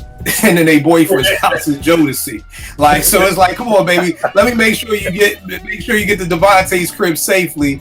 Love you, and when he breaks your heart, I'll be here waiting for you. Like, that's not a true representation. And I think that's why I never really fuck with them, because that's not a representation of Philly niggas. That's not us. That's not us. I think you're looking at more the image, though, Kill, for real, to be honest. I am. I am. That's why I didn't like Motown Philly. Them dancing around with the goddamn matching out. Nah, nigga. Why are we doing this down South Street? You're right. That's the image. Because I'm like, them songs, Jodeci and Boys and Men was damn near close with them damn songs. So it's like the image of it all. You there with that? They were close. They spoke to different people. I mean, so Cry For You starts out. It's been an hour since you've been gone. Yeah, but here's the thing. She wasn't out banging nobody else. Okay, she's just going. She went to work. She got some good ass. Okay, really? So come on back for round 2. Like, it's been an hour. It's a very big difference. Then it's been an hour since you was just with the other nigga. Come on home. Those are two totally different. It's been an hour. You know what I mean? So again, it's just me. It's just they was a little too soft in the ass for me. But I love Boys and Men. I love Cooley Eye Harmony. But again, Jodeci just spoke more to my steeds. That's all. It's the same thing that we will get into on my R&B list with Brandy and Monica. Monica was more for the hood. Brandy was more for that. That's all I'm saying. There's nothing wrong with that. There's absolutely nothing wrong with that. But like I told you, JR, me and JR will always disagree. Brandy wants some of that hood love that she's never going to get. I don't think so, though. I believe she does. I believe she wants to be. You know what, JR? Before the world is over, me and you are gonna find Brandy. We're gonna go to LA. We're gonna hunt her ass down, and we're gonna be like, "What she need with it for? What she need it for? If she got her brother that's But here's the thing: everybody wants some type of hood respect. It's like you was talking about Whitney. Like when Whitney was like, "Yo, I'm tired of these pop charts." Didn't she want some black love? Didn't she want some R&B soul love? And then she did My Name Is Not Susan. It's because Whitney got booed. If Whitney would have got booed in Soul Train, I don't think she really would have cared. Because that I don't know, man. I think everybody anything she was getting. So I think really everybody, even if you're paid, even if you're rich, I just think you still want your peoples to fuck with you. Newark, like, it didn't really matter. But she's from Newark. But if nobody else from no hoods, I didn't know she was from Newark. It was after Bobby and all that shit. And then it's like 30 years later, it's like, no, Whitney was the one who got Bobby hooked. We like, when Whitney and Bobby got together, everybody was like, oh shit, Bobby gonna fuck her up, not knowing it was Whitney that fucked up Bobby. So we didn't know that shit. She's being sold to us as America's princess. I thought she was from fucking Magic Mountain, Decatur, Georgia. I didn't know she was from Newark. I didn't know she was from Newark. Like, I was like, oh shit, her Redman neighbors? I would have never known. She was sold said he to thought us she as- was from Epcot. Yeah, no, I thought she was from Epcot. I thought she was from Disney World. I didn't know where she was from. You know what I mean? Now, so again, and I could be 100% wrong. I just always think people really want, after you get all the accolades, I just think I'm not saying 100% of you, but I just think some of you want some of that. The hood fucks with Monica. That just one of them days and all them joints and that. Even on the verses, Monica just hood, man. Monica is just hood. But I don't think that was ever Brandy, period. So I don't think she really cared. But that's the thing. Even if you're not hood, I've worked out here with these suburb kids. You know what they want to be so goddamn bad? Hood. I've worked with kids at Largo High School. These motherfuckers got 3-car garages and swimming pools talking about them from the Arbor. No, nigga, you from Lake Arbor. There's no Arbor. You a goddamn blood and Crip coming from the Arbor. Everybody wants to be hood, but we're going to figure it out with Brandy one day. Brandy, let us know. Deep down inside, you want some of this hood love. Not my hood love. I'm just saying hood love. So, I want to clear that up before Tanya see that shit. Like, no, not me. Just you want some hood love. You want the hood to love you, not me. I'm not Brandy. I will come around the other way so everybody's not waiting. Eddie, what you got up next, man? Oh, God. All right, let me get through these. I'm going with Triumph. Because, bro, like, anyone, like, I'm convinced they could perform that song and just stick out the mic for Inspector Deck's verse, and they get every single lyric just perfectly. You know what I'm saying? I mean, the whole joint is just amazing. Just the beat, how ODB starts it off with, let's take it back to 79. You know what I'm saying? Everyone coming with their verse. I mean, you got but everyone else, came solid. You know what I'm saying? The video was crazy. Has anyone read You God's book? Has anybody read You God's book? Okay. Why would we do that? Go ahead. Huh? I said, why would we do that? I don't know. I was just wondering. I mean, everybody knew who got a book. I just didn't know if anybody read You God's. Okay, no. I mean, I heard he got a crazy story, but whatever. Okay. But yeah, man. Triumph is just great. I feel like that just took him to the stratosphere. Wu-Tang, right? You know what I'm saying? Then I got Warning by Notorious B.I.G. You know what I'm saying? So I think if you look at Ready to Die, I feel like, you know what I'm saying, obviously you had,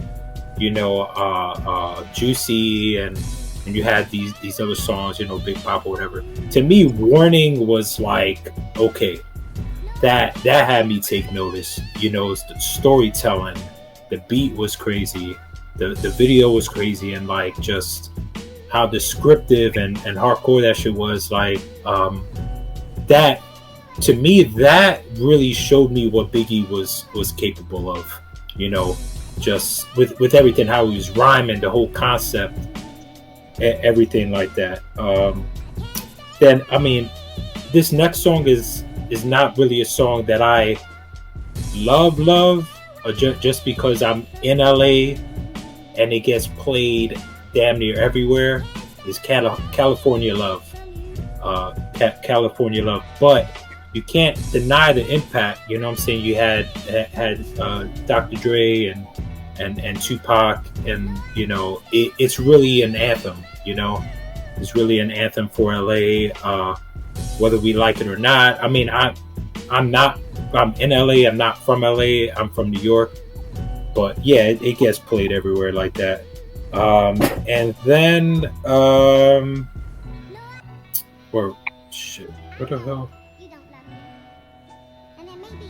Oh, I just messed up my list. Then I'm going with One Love by Nas, because to me it was the storytelling on that, like the concept. You know, I mean, you could pick so many songs off of Illmatic, but I just feel like that joint was just relatable, right? People growing up having, you know, someone, you know, whether it's a family member or a friend on the block, get locked up, and you know, so I feel like that was really relatable, and how Nas executed that song, and the Q-Tip production was crazy. So that's where I'm going. All right, no doubt. Kel, what you got up next, bro? All right, I'm leaving the state of New York for the next 4. Get the fuck out of here, man. You're not just leaving the borough, you leaving the whole state. The whole state. So you already talked about Ain't Nothing But a G Thing, but like you said, the video of the song, just the combination of Snoop and Dre, you know, just a classic record there. I got the Far Side, She Keeps On Passing By. Think of, you know, most of rap songs are braggadocious, you know, it's like I'm picking up this girl that's, you know, they ain't getting the girl, so you know what I'm saying? So just to have that vulnerability in a song, the Far Side is always supposed to be dope. And you know what, Kelv, on that point with Far Side 2, that may be one of the most not quoted, but talked about in other rappers' songs. Like, you know, and Hope She Passed Me By, like I'm the Far Side. Like, so many people have used that, like, that line in their rhymes, and you know what I mean, just about passing me by. So that's another shout out to the Far Side like that. And then got the sample with Stutter, that joint, you know. Right. Yeah, the one with Joe, yeah. Yeah, with Joe, right. I got the Humpty Dance, Digital Underground. That's a good one. That's a good one. You had to be outside, boys and girls. You had to be outside for that. You talking about all the time. That was a moment right there. You had to be at least 14 years old in 1990 or 1989 to understand being at a party and having niggas doing the Humpty Dance and then rob the party right afterwards. Like, it was like, nah, nigga, I'm a dance, but then I'm gonna rob all you niggas at the end of the party too. The last one is Ice Cube, America's Most Wanted. You got Cube coming to the East Coast, with the Bomb Squad. You know, just believe in NWA. And just the whole thing just kind of set up a whole new sound and everything. You know the funny part, man, I miss those days when we didn't have the internet. And it was just like you had to stay tuned. Like, I can't remember how I found out Cube left NWA. Was it The Source? Was it fucking Yo MTV Raps? Was it Rap City? You know, and then you don't know what's gonna happen now that he left. You know, I don't remember how did we hear he was working with the Bombs. Like, now it's just, oh, I saw it on Twitter or somebody, you know, but back in those days, it was like, it literally was like on Smooth, you gotta wait till next week to find out. Like, you know, we binge watch shows now. My brain doesn't even understand wait until next week. Like, I will let a series go the whole season so I could just watch it in one sitting. Like, I don't even understand waiting. So it's just amazing how groups would break up. Like, and how do we know Main Source broke up? How did we know Brand Nubians broke up? Like, I guess it was The Source. Tribe, fuck them 2 DJs. Yeah. I guess that was about the size of it. You know, it gets no realer than fuck them 2 DJs. So yeah, but just I miss those days when we didn't. Again, gift and curse with everything. The internet is definitely a gift. It's definitely a curse at the same time. Vin, what you got up next, good brother? I I will give anyone here $1,000 if they have this on their list. Well, I have a daughter about to go to college, so I am all ears, and I hope you mean that because the Cash App is open. Doomsday by MF Doom, 1999. Well, you saved yourself $1,000, so there you go.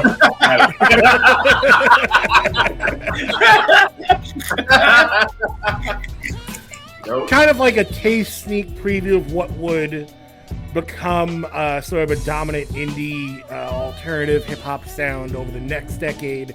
But you got the first taste of it here. Obviously, MF Doom, Zev Love X and KMD. Then Sub Rock dies. That Black Bastards never comes out. MF Doom goes away for a while. He comes back. This is his first big album back, and really the first. I mean, not really. Like, it is the first MF Doom album as MF Doom with the metal mask and everything, and just the samples on it are, it's like all the Sade samples, like insane. The 80s like smooth R&B funk samples that he uses, the dusty production that doesn't need to be but is anyway. Like, just MF Doom always has these weird little quirks and choices that he puts into his stuff, and this was the kickoff of that. Along with an entire not necessarily a subgenre, but Lex Records and Stone's Throw and all those underground independent labels that would come in the next decade. This felt like a big kickoff to that, or like a little preview of it in '99. Next is Sky's the Limit, Biggie, 97, off Ready to Die. Sky's the Limit I chose because it's a great, and Juicy is as well, but Sky's the Limit is also a great encapsulation of him sort of telling the story of his life and how he rose on up to be the man that he is. And again, I talked about before about not being able to separate the song from the video. That video is intense because when you really think of the meaning behind it, where you're basically looking at the best of Biggie's life but everyone's children, it really puts a fine point on the fact that him and Pac died very young. Like, they're kind of not much older than the kids in that video, when they died, and it puts a really fine point on that. So Sky's the Limit is my Biggie choice on the list. We went Biggie, we'll go Tupac. Hit 'Em Up, one of the ultimate diss records. You can't tell the story of the West Coast East Coast feud without Hit 'Em Up. But I cheated a little bit. I put it in as a tie with Ice Cube's No Vaseline, because I feel like No Vaseline doesn't get a lot of credit from certain people. I think if you were there at the time and you knew what was going on with Ice Cube and NWA, you were very up on No Vaseline. But I think there's a whole generation that came immediately after that will go back and revere, the West Coast East Coast feud and sort of forego the NWA stuff that wasn't the big hits, or the stuff that was really out and about in the headlines. So just sort of like a honorable mention, No Vaseline. And then Now That We Found Love by Heavy D and the Boys. I think you have to have some Heavy D representation. There was just no one else like him. When you look at the landscape, you could argue that he was one of the few New Jack Swing guys to come out of the 80s fairly unscathed, because you still look at, something like Nothing But Love later on in the decade in 98, so he was still making hits, well past the expiration date of a lot of those guys. So you can't tell the story of hip hop in the 90s without Heavy D, and that's the representation for him that I'm putting in there. I feel you. Veg, what you got up next, bro? All right, I got Ghetto Boys, Mind Playing Tricks on Me. A lot of the stuff that Vin mentioned is the same reason I chose them.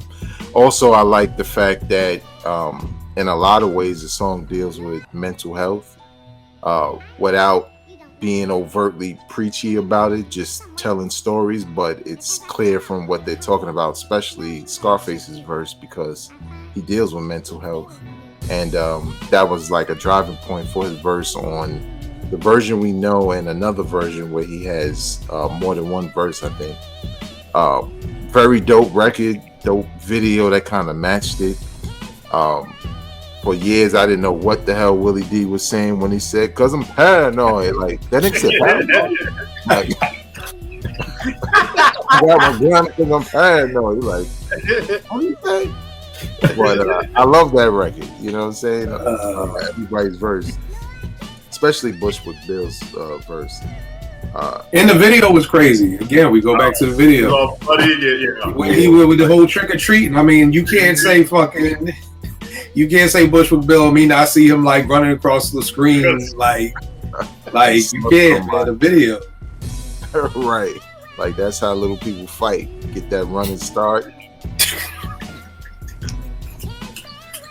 Next. I like that. That's the takeaway from that video. Yeah, for the first time, it showed America how little people fight.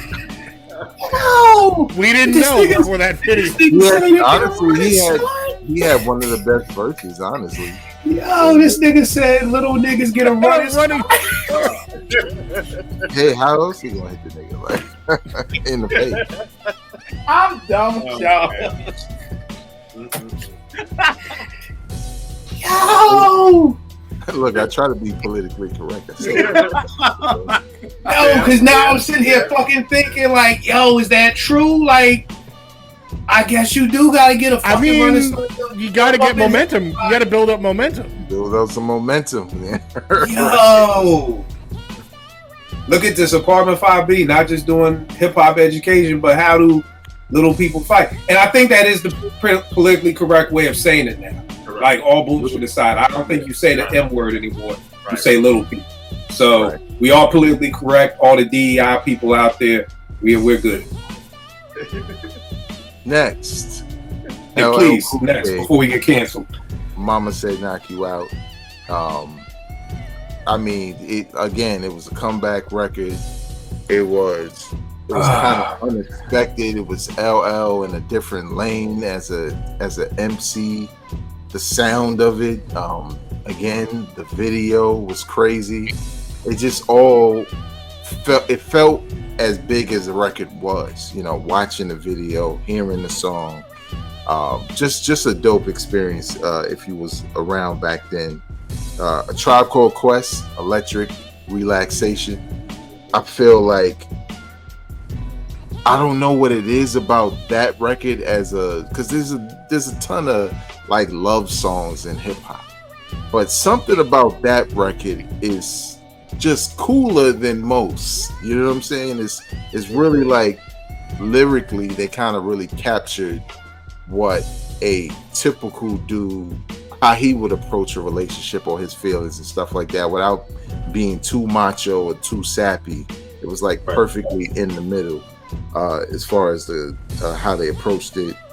And I think this is for Nas, New York State of Mind. You want to talk about a song that sounds like Project Hallways, breaking up blunts on the steps, pissy elevators, don't get fucked up walking across the basketball court. That soon as that beat hit, all I see is Timbs and fatigues and hoodies and just, for some of y'all, danger. But for some of y'all who watch the hood on the internet, I'm gonna point right in your face. Watch the hood on the internet, and you think you hood, but you don't know what it's like to be there. Yo, this nigga's in the Yo, what's wrong with your man tonight? Yo, he's in the zone tonight. Here's the fucked up part. I'm sitting here thinking. He got the yeah, I'm sitting. No, here's the part. Here's the part, babe. I'm fucking sitting here thinking, did Arnold ever fight Willis on fucking Different Strokes? And did the nigga have to run before he fought him? Like, I'm now sitting here thinking like of Emmanuel Lewis. I'm like, and was there ever a fight on Webster? No, I'm literally it's true because every time you see a fight like that, everyone always does the same thing. They put out their hand as they're running and they stop them as they're like sort of trying to like punch them. You know what I'm talking about? Yeah, I'm just really now evaluating every short person. Go back to New York State of Mind, babe. I'm sorry. Yeah, you JR, you can come back. You can come back. They're not going to cancel R&B. Evaluating every short. JR's like, I have people do shit you know that. I'm not part of this show right now. You are canceling the R&B rep. So that nigga turned his camera off. He understands DEI rules. He went through the training. Keep going, Veg. Right. Plus, I mean, we use the politically correct terms. Plus, JR. We did. We got that right. Oh God, I didn't even see it. I'm saying this with this song. Yeah, y'all cancel before I get canceled. So, like all views are by R&B representatives. Nah, but New York State of Mind is just one of those records where I think Premier like captured the sound of New York at that time, and Nas did the same thing with his lyrics. It was just perfect for storytelling, for the feeling, like an anthem for New York at the time. Yeah, it's just literally like if you needed to point, there's a number of examples we could point to, but if you needed to point to like what's a New York record that just felt like New York in the 90s, New York State of Mind is one of those. No doubt. I don't know how we follow that up. Eddie's talking about how you go after the choice is yours. I don't know how we continue after getting a running start. But I got Hard Knock Life, Jay-Z. I felt like this was kind of like a song to put Jay over the top. I remember the first time my man Shotty Luke Mine played it for me up at 889. It was just like, yo, this shit is dope. And it was something I wanted to say about, and I'll also talk about this in the next song, Elevators. Of course, Outkast.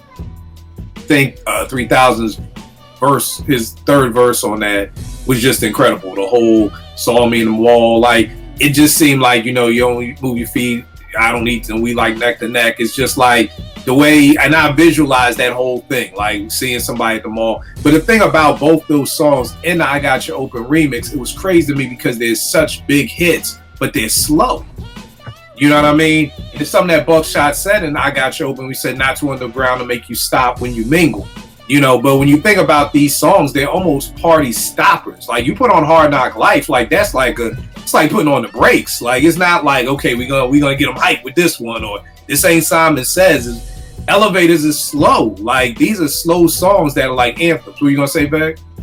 No, to your point, like being in parties back then when they would play Elevators and Hard Knock Life, I think for people who weren't around during that time, or even like clubbing around that time, it was different in the 90s. Like we cared about the lyrics, so the ladies would sit there and spit the lyrics back at you. Like you wasn't really dancing, y'all would just rap the lyrics. So the party continued just in a different way.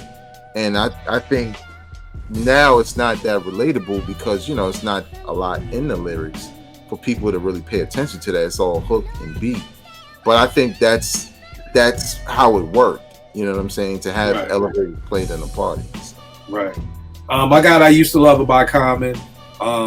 You know, people forget he was on the Iggity Flow with Das, you know, so I felt like that Resurrection album, like it kind of, not to make or break Common, because Common I don't think was even that big in the first place. You know what I mean? Really off the Can I Borrow Dollars, really that Sold by the Pound remix that I think really got heads really kind of checking for him more. That Breaker 19 was dope, but and then again, it just started the whole rush of just comparing hip hop to a girl that people have been doing since 1994, and I think they will just always continue to keep fucking doing it. Can we compare hip hop to something else? A dog, the love you have for your cat, the fucking love you have for your 4x4. When D'Angelo said you could trade in the 4x4, just can we stop talking about hip hop like a girl? Common did it, The Roots did it, Marco Polo did it, Master Ace did it. We've all done it. Just stop, please. Fine. Compare it to your MPC. Compare it to some shit else you love in your life, but not a woman. The next one, Stakes is High by Daylight. I felt like this was huge because it drew a line in the sand. Like I remember being at Morgan and we all just liked the same shit. I mean, we didn't really argue about hip hop, Kel. We really didn't. There weren't too many people who was like, "Oh, you like Blase Danger? That's not dope." Like we all agreed, but like that 96 year, there was like this line drawn in the sand, like us versus them. And it was really that Hard Knock Life album. Like I remember Roots being like, yo, this Swiss Beat shit is the shit, man. And me, Shy, and Beezel, like, nah, that shit whack, man. And it was like the first time it was like this split right down the middle of hip hop. And I felt like that Stakes is High. I know a lot of people who did not even listen to Stakes is High. I know a lot of hip hop heads that was like, nah, I really don't fuck with it. Them niggas was hating. And I know other niggas who was like, nah, I never listened to that Biggie Mace shit, because you know that shit was whack. Like it really made people join sides, similar to the East Coast West Coast war, but it was really just like, you know, this is almost like the get money people and the people who wasn't getting money type thing. So I always thought that was a huge thing. R&B wise, I got On and On by Erykah Badu. I mean, that just kind of to me changed the whole game. I remember Kyle he would slip that shit in. We 889 was a jazz station during the day. We only played hip hop at night, on Friday nights. But like Kyle found a way to like squeeze that into the midday jazz section of the show. Like, you know what I mean? Because Kyle was one of the DJs on Strictly Hip Hop, but he also hosted the afternoon jazz show. So he's always trying to find like them shorties like Nubians who spoke French, like sneaking their shit in. And like On and On just fit perfectly. Like you could just slip it in there. There was, you know, Erykah Badu, the beginning of Erykah Badu. They Don't Know by John B. I think this is one of the greatest slow jams in the history of slow jams. Definitely in the 90s. It has to probably be a top 5 slow jam of the 90s. I mean, They Don't Know is just legendary to me. Number 15, The Boy Is Mine by Brandy and Monica. Number 1, I hate this fucking song. So there's another testament of the song I don't like. But you can't deny the song. You got two shorties who are the two biggest singers in their lane on the same song, fighting over fucking Lim from Soulful. You can't make this shit up. You just fucking can't make this shit up. They're fighting over Lim. Lim done knocked out the light-skinned nigga who was trying to bang Neil, who's trying to bang Bird. Bird got her man a job, and then all the shit got fucked up, and I guess Lim started fucking with Brandy on the side and Monica too, and just went out of hand, and Amaya couldn't get the family back together after Big Mama died. It's like Soulful Part 2. This would have been my synopsis if we ever got Soulful Part 2. But all jokes aside, The Boy's Mind was huge. It was everywhere. And again, I just think, JR, I'm sure you could say, did they like each other during this time? Was there beef at this time? Yeah. It was caused for the behind the scenes stuff, but they ain't really dig each other like that. All right, now word has it on the streets that Monica snuffed Brandy backstage. Is that true? That's very true. Okay. Wow. Oh yeah, Dallas Austin even came out and talked about it in the interview. Wow. Now, do you see why I like Monica better than Brandy? There's just a little oomph there that leans me over to the hood side of things. Yeah. Well, Monica always been her. She's always been the hood girl. So it's just I love it. But she had that one song that I hated. She had like that Disney Princess Diana song. We're talking about Angel of Mine. Nah, there was another one she had. Oh, For You I Will. Yeah, For You I Will. You know, that was her Diane Warren, Let Me Try to Make You Not Seem Hood song. Everybody had one, yeah, unfortunately. Right. And then the last one is Pony by Genuine. I just think when that shit came out, it just was crazy. The beat was crazy. This nigga's like, get on it, ride it, my pony. I'm like, it's my type of fucking song. This is a fucking anthem right here. This is an anthem. Like, this is the answer machine. Like, you call me, nigga. Like, we only, like, hey, you know, here we go. So, what you gonna say, Veg? No, I remember when that song came out. I was living in Beatmore, and nobody knew if that was a man or a woman singing. For real, man. For real. Yeah. Look, this is what we gonna do. Vegas, give us your last 4 and call it a night, bro. Like, this is like when you at the bar and you just like, yo, we gonna close out your tab. We just gonna close out your tab for the night, man. What's your last 4? Nah, we'll check you next week, man. I was doing Strictly at the time, I think. And I was like, yo, who sings that song? And nobody knew, you know, the name. Nobody knew Genuine or whatever. Yeah, we know Genuine was a little person or a big person. That was the big people again. I'll say that. Okay, I didn't say Oh man, that's Phil. That reminds me of when we first heard a million times in music where people don't know initially based off of That's the vocal true. quality, whether it's a man or a woman. That's not. No, I thought Foxy. We thought Foxy was Shaheem when we heard "I Shot You," the remix. We was like, "That's Shaheem." Right, man. Yeah, she was listening to that 889. Nobody had ever heard of Foxy Brown. It was like, "Yo, is that Shaheem?" So I feel you. I feel you. But we just gonna close you out, Vic. We gonna close out your tab, man. You've had a little too. I got like 8 joints. Or some EPMD shit. Like you've had too much to drink, man. Like with little people. Now you are literally gonna have me. Now I'm gonna go down a YouTube fucking rabbit hole of like little people fights, just to see if they really want to get it started. All right, JR, what you got for your next one, man? Oh, okay. Oh shit, I don't even know where to go. Yeah, you said On and On.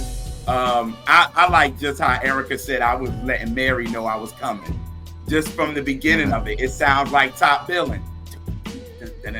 Like she was like, Mary, I'm coming, and she did. You know what I mean? So that one. What else? Shoot, that went all over the place. I'm gonna go with Brown's song, If You Love Me.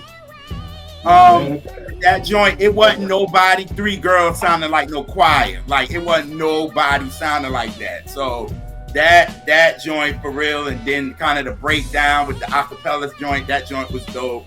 So them, I'm gonna bring it to gospel for a second. That actually crossed over, and I'm gonna say Addictive Love by BB and CeCe.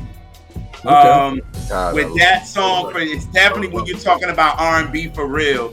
If it was not for that record, we wouldn't have had the Stumps with Kurt and the God in Me with Mary and Shackles and all of that. So they kind of opened that lane for them. So, and definitely it crossed over because it was the number 1 R&B hit for like 2 weeks. So that, and I'm gonna go with this one. I'm gonna go because we just did this episode. I'm gonna go with Freak Me by Silk. I'm mad at that. And that was an anthem. I'm not mad at that. And did not know how much of a crossover this song really was. Like it was a number 1 pop hit. Like I didn't like just to know that. And this joint is a really like an R&B record. And then it's like you wouldn't think a record like that. This is 93, but that just shows you how much of the scope had changed. Because there was so many of our R&B songs that was crossing over the top 40 radio that was crazy. But a song like this, you know what I'm saying? So I say that. And is that 3? Is that 4? You got one more here. All right. One more. I'm going to go with Tevin Campbell. Can We Talk? The impact of it now. Like, it doesn't even matter. Like, you go to any kind, like when I went to the Babyface concert, not the one with Anita, because that one sucked. But when I went to the one by himself, and it's like, yo, Babyface does like a 30-minute set on just the songs he wrote. And when you see everybody going off with Can We Talk, and you just see the whole audience losing their mind off it, it's like, but it wasn't, it's so crazy because like Tevin said in an interview, that wasn't the song that really was huge for him back then. It was the I'm Ready, was the bigger record. And Can We Talk? We liked it. It was cool. Like it was like, all right, cool, whatever. But it got bigger now, and he was just like he never really understood it. But the impact of that record, anything that freaking TikTok and all that can do now, it can really make a record out of here. So I would say that. So those are my 4. All right, Vay, what you got up? All right. I'm not just saying. Give us your last 8. Just go all 8 and just call it a night. We gonna call it a night. Right. Up next for Little People. Nah, the Little People. I got Little People, Big World. Nope. Yo, don't you dare say no the goddamn Mobb Deep song after you just said Little People. Hey, look, I'm saying the cats for short. You know what I'm saying. But nah, I got Shook Ones Part 2 for all the reasons y'all mentioned. I mean, again, the intro is the impact of the intro is crazy in itself. Like when that record starts, like we said, the opening lines of a number of these records is iconic in a lot of ways. And Prodigy with the to all the killers and the $100 billers, and when he get into his verse, it's just a classic moment for hip hop. It's a song. It's almost essential, like you said, if it's going to be the Smithsonian, Shook Ones Part 2 has to be there. Next, I also had Common. I used to love her. I was not a Common fan. Like, I like Soul by the Pound, the remix, when it came out. I didn't really like this nigga, like, spoken word all over the beat, no rhythm and shit. Like, I wasn't feeling this nigga at all. But when I heard I Used to Love Her, I was like, yo, that's a dope ass concept. And again, it's just, not only is it a display of his skill and using hip hop as a metaphor, but kind of a history lesson for those who don't know about hip hop at that time, how he saw hip hop changing in different ways and what he knew versus what is now and where it's been. So I thought that was I think that's a very important record. I also had Souls of Mischief 93 Till Infinity. Again, it's one of those records. As soon as the shit come on, as soon as you hear the beat, you already locked in. And I'm not good. I swear I'm not doing this on purpose, but the beginning lines of the record. I'm not going to say it. But if you think about the record and what we've been talking about, follow up the digits, a man's right. But like Eddie was saying, man, what I liked about them, they just came across as MCs. You know what I'm saying? Just the way they were flowing, it was effort.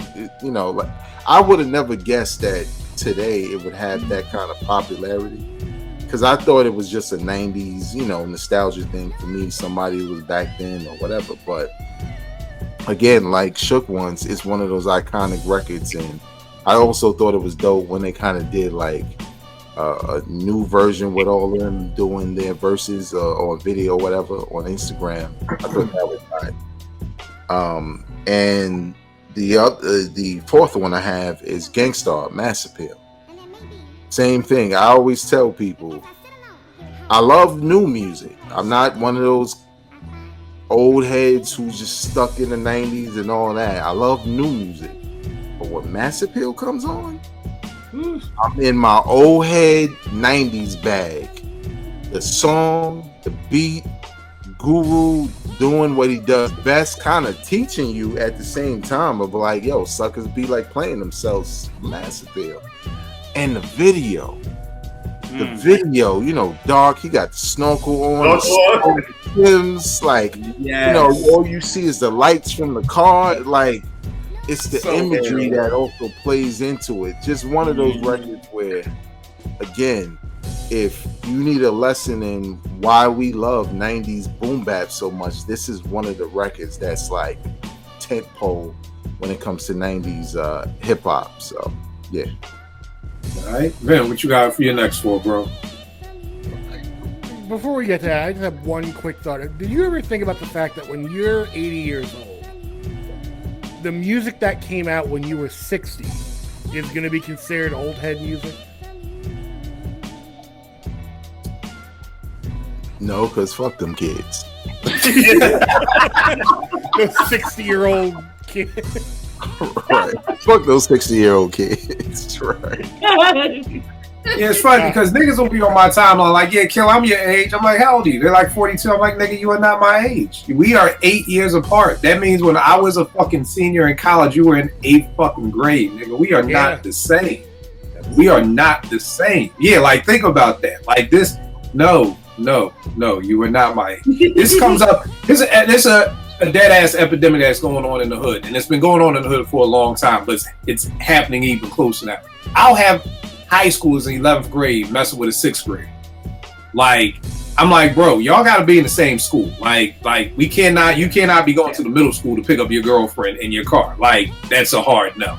So there are certain places, my age, you got a 2 to 3 year radius to be like, Kill, I'm your age. You got to at least be at your 47s. You got to, nigga, have you had a colonoscopy yet? If you haven't, you're not my age. I'm going to talk about colonoscopies later, too. So that's going to be how we talk about people who are my age. That's what we're going to do. But I'm sorry, Ben, what are we going to go with? No, Some of these were already done, but Scenario, Tribe Called Quest, featuring leaders of the New School, one of the best posse cuts ever.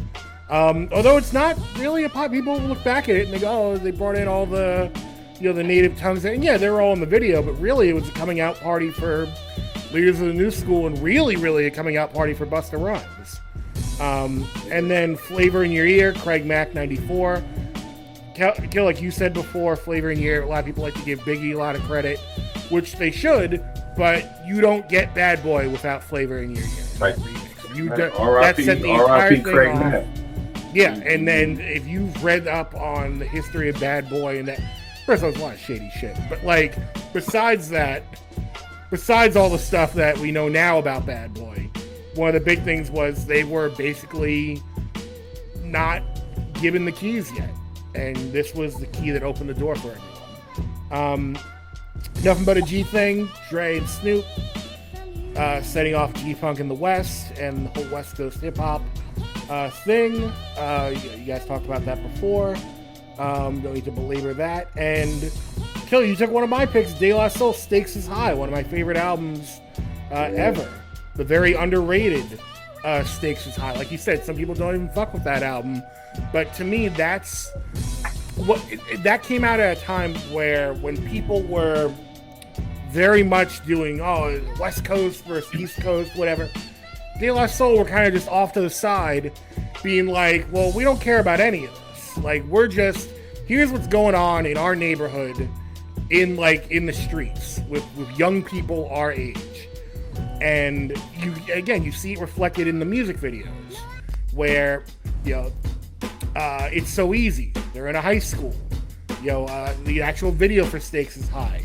They're just literally, it's almost like, it's perpetually like 3 p.m. They're doing laundry. They're going to the basketball court. They're just out and about doing things that people their age, young people their age, would be doing. But they know that there's trouble out there. They know that there's issues that are going on around them, but they don't really have all the answers. They're not trying to figure out what the answers are, but they're making it known that, like, hey, while you guys are off doing this West Coast, East Coast, bullshit, here's what's really going on. And no, we don't have the answers, but here's how we see it from our point of view. Yeah, definitely. Stakes is High, very slept on joint. Kel, what you got for your next one, bro? So I got Rough Riders Anthem. Fight culture, mixed with hip hop, just the energy opposite of X. Just kind of something completely different. X is just different. 101, as people say. I got Funk and Lust, X-Clan. Same thing. Go back to the early 90s. Conscious movement. X-Clan is so dope. This is just a dope group for me. Brother Jay, so underrated as a lyricist. Love that record. Obviously, Professor X and his delivery on the records and stuff. Protect Your Neck. You touched on earlier with Wu, and what some of you also mentioned as well. I think of Killed Back at Morgan. I think on the Wu-Tang Twins. They're the first person to tell me about Wu before they even got big. They were like, they were trying to bring Wu to Morgan, and Morgan turned. They were like, they're nobody. Wow. Yeah. Yo, is Jerry and they gonna kill me? But what was their names? Jerry and I'm drunk. Jerry and Kari. Jerry and Kari. It was these two light-skinned shorties from Staten Island, and like all they talked about was Wu. Wu is talked about Shaheem before Shaheem dropped. Like knew all them niggas. You know what I'm saying? Yeah, that's real dope. Damn, Kel, every time I talk to you, we bring back memories, man. Nigga talk about Teamster Hall, the Muffin Man with Redman and Method Man at Teamster Hall, man. Like, damn, man. Crazy. And my last one is Big 10 Crack Commandments. I never heard a song like this. This unique. You shouldn't be doing. That's all you had to do. This obviously Big is just dope in itself, and just the storytelling of it all. Mixed with Primo Force on the beat. It's a classic record. Yeah, I swear the backstory of that being done for God, what's Shoy's name? 50 is not being kind to my memory. Angie Martinez for her Countdown show. And J. Rue originally being on it. And then Biggie wanting it and calling, Primo had to call J. Rue, and J. Rue being like, nah, you give it to Big, it's all hip hop. In the middle of them beefing with each other. I'm like, you don't get no more hip hop than that. Like, yo, nigga, we throwing shots at each other. It's like, you give it to Big, it's all good. You know what I'm saying? So that's a nice little story behind that shit too. Eddie, what you got for your next one? All right, it's another West Coast anthem. I'm going with Gin and Juice by Snoop. You know, I feel like that's his anthem, man, and it's, you know, so many quotables from there. Just like, you know, things that people say, not even quote lyrics, right? Got my mind on my money and my money on my mind and all that. Like the vibe, you know, just, you know, everything about it, you know. So, you know, definitely a dope joint. Going with the Crooklyn Dodgers. Buckshot, Special Ed, Master Ace. I mean, just three of them coming together to form like a little Brooklyn super group. You know what I'm saying? The way they were spitting, the way they were kind of going back and forth was dope. You know what I'm saying? You kind of, especially since they weren't like a real group, right? They kind of formed as a group. So for them to show that much chemistry on that joint was definitely crazy. But just it being so much of a Brooklyn anthem and being on the Brooklyn soundtrack and all that. So that was definitely dope. Going with Summertime, DJ Jazzy Jeff and the Fresh Prince. You know, I feel like there's a section of hip hop heads who want to front on this song, but there ain't no fronting on the song, man. It's like you want to front on Will Smith because he's a Hollywood actor, you know, whatever. Like, you know, just tell me that you're not old enough to understand without telling me that, you know. And this is a song that never gets old to me. I mean, it's just signals in the summer, like it just feels like some, even the sample, right? Summertime Madness, you know, Cool in the Gang, you know. So it's just a perfect summer song. And then I'm going with those. Is that three? That was three, right? Here's another unofficial group. Is Redman and Method Man, How High? Whatever version of that song. I personally I like the video version of it. I like that beat better, but the other version has the better verses. Is that the Up in the Sky? Yeah. That joint, yeah. The Fly Robin Fly version. Then you have the other version that I feel like they let them spit more, like they didn't cut off the bars, you know. So like I think both Red and Meth like had more bars, but you know, I do agree, like for the purposes of having that hit as a single and like for the video and all that, I feel like that version did his job, you know what I'm saying? But definitely dope. I mean, just basically sparked what became like I said, the unofficial to official duo. They came out with their group albums, Blackout 2, going on tour together and all that. So just really dope. All right, let's breeze through these last four. I got Hip Hop Parade by Naughty by Nature, huge anthem. I felt like this really put Jersey on the map. Kelv, you know, Keith and all them Jersey niggas was like walking around with that 1983. Like, that was a moment in time when Jersey ran hip hop. Like, even if it was just for a month, that shit was huge. Again, you'd have niggas. Yeah, you know, they'd have fucking, you know, niggas, hard rock niggas waving their hands, but hey, ho, like, and then shoot up the party. So we got that. I'm with you on Summertime. That was definitely on my list. It's an anthem. I feel like Summer doesn't start till they play it. This was like the last time I felt Will really had a hip hop song. I remember it debuted like on one of the episodes of The Fresh Prince. It was like, yo, wait till the end and you're gonna see the new Will Smith, the new Fresh Prince video. which was crazy. Eddie brought this up. They won Effects. It was the beginning of the whole Iggy style. It was the beginning of all the fatigues in hip hop. It was not the boot camp clique. DOS Effects was rocking fatigues first. And if you pay attention to it around that time, a lot of niggas started shooting their videos in the sewers. So DOS really ushered in a whole new style. And number 20, I think Eddie said it too, Come Clean. Just crazy beat, crazy sample. I remember shorties who didn't even like hip hop was like, yo, what's that? Like, and I was like, damn. And I remember we sitting around thinking, like in Beat Street, when Kenny was like, oh, I sampled that off the Water dripping. We was like, oh shit, did Primo do the Kenny, the Special K from Beat Street shit and sample the Water? So it was crazy. And then if it's even crazier, go out there and do your homework and find where Primo got it from. And it's a jazz drummer, so it's a hint and a half. But the fact that he got them Water drops from a jazz drummer is incredible for me. On the R&B side, I'm ending with 1 in a Million by Aaliyah. We were in the studio the first time we heard this, and we were making beats, and that shit came on, and we just all turned around like and froze. Like it was like, yo, what the fuck is that?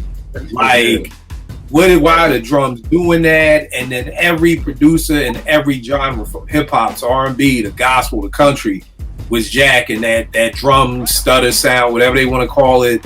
That shit was crazy.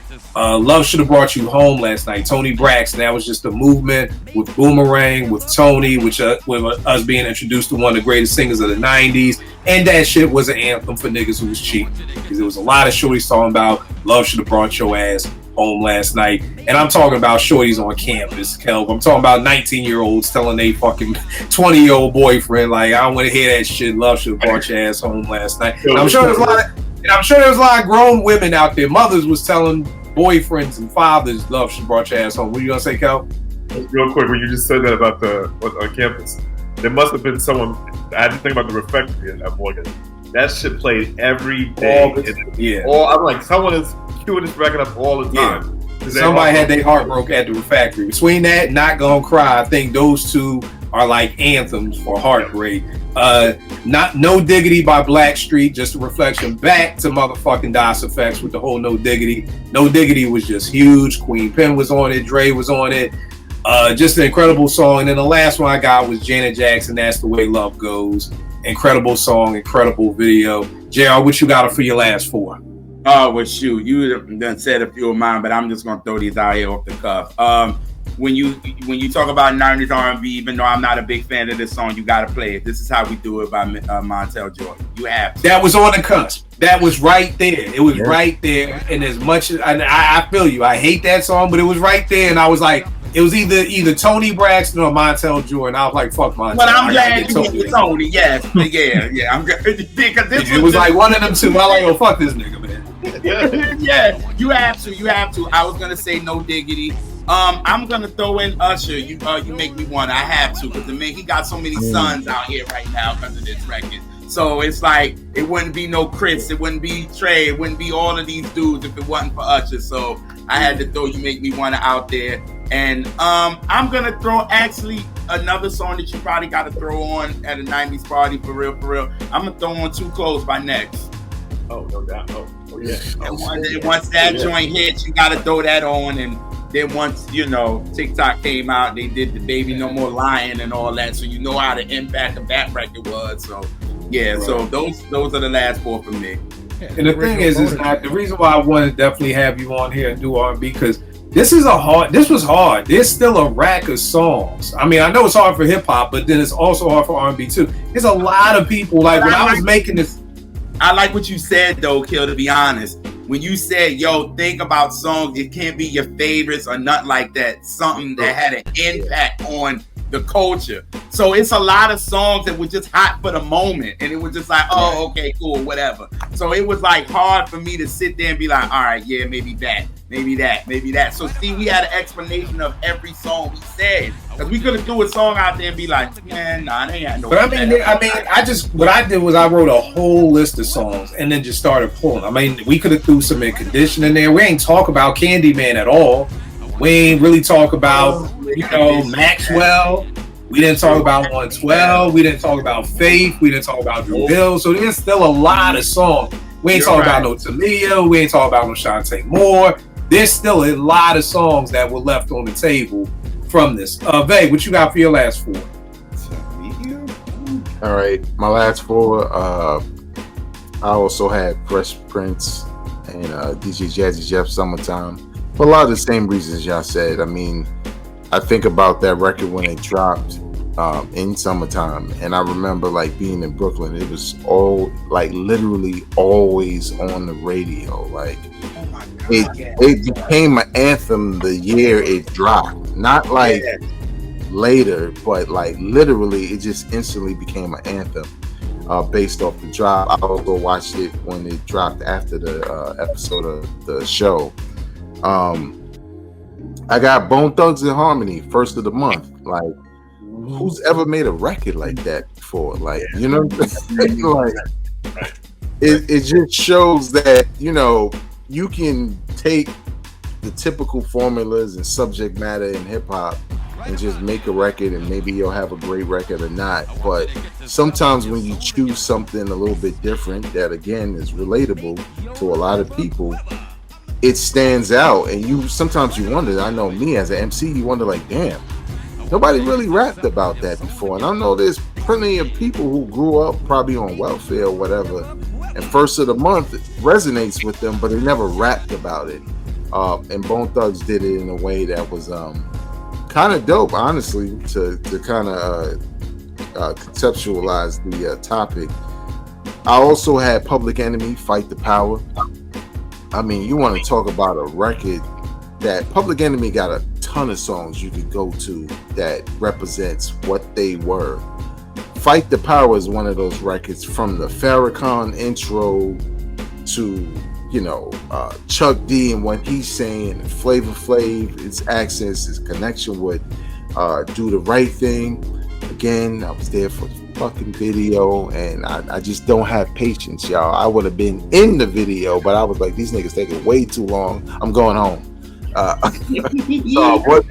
I wasn't in the video, but again, like, people forget the impact of Public Enemy was comparable to NWA in a lot of ways. They just took a different approach with their activism.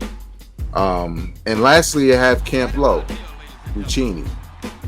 Like Eddie said, I don't know what the fuck they rapping about, but the shit sound good. Okay, it sound fly. You know, the delivery is there. You know what I'm saying? Even the video, you know, them being at the diner counter and all of that.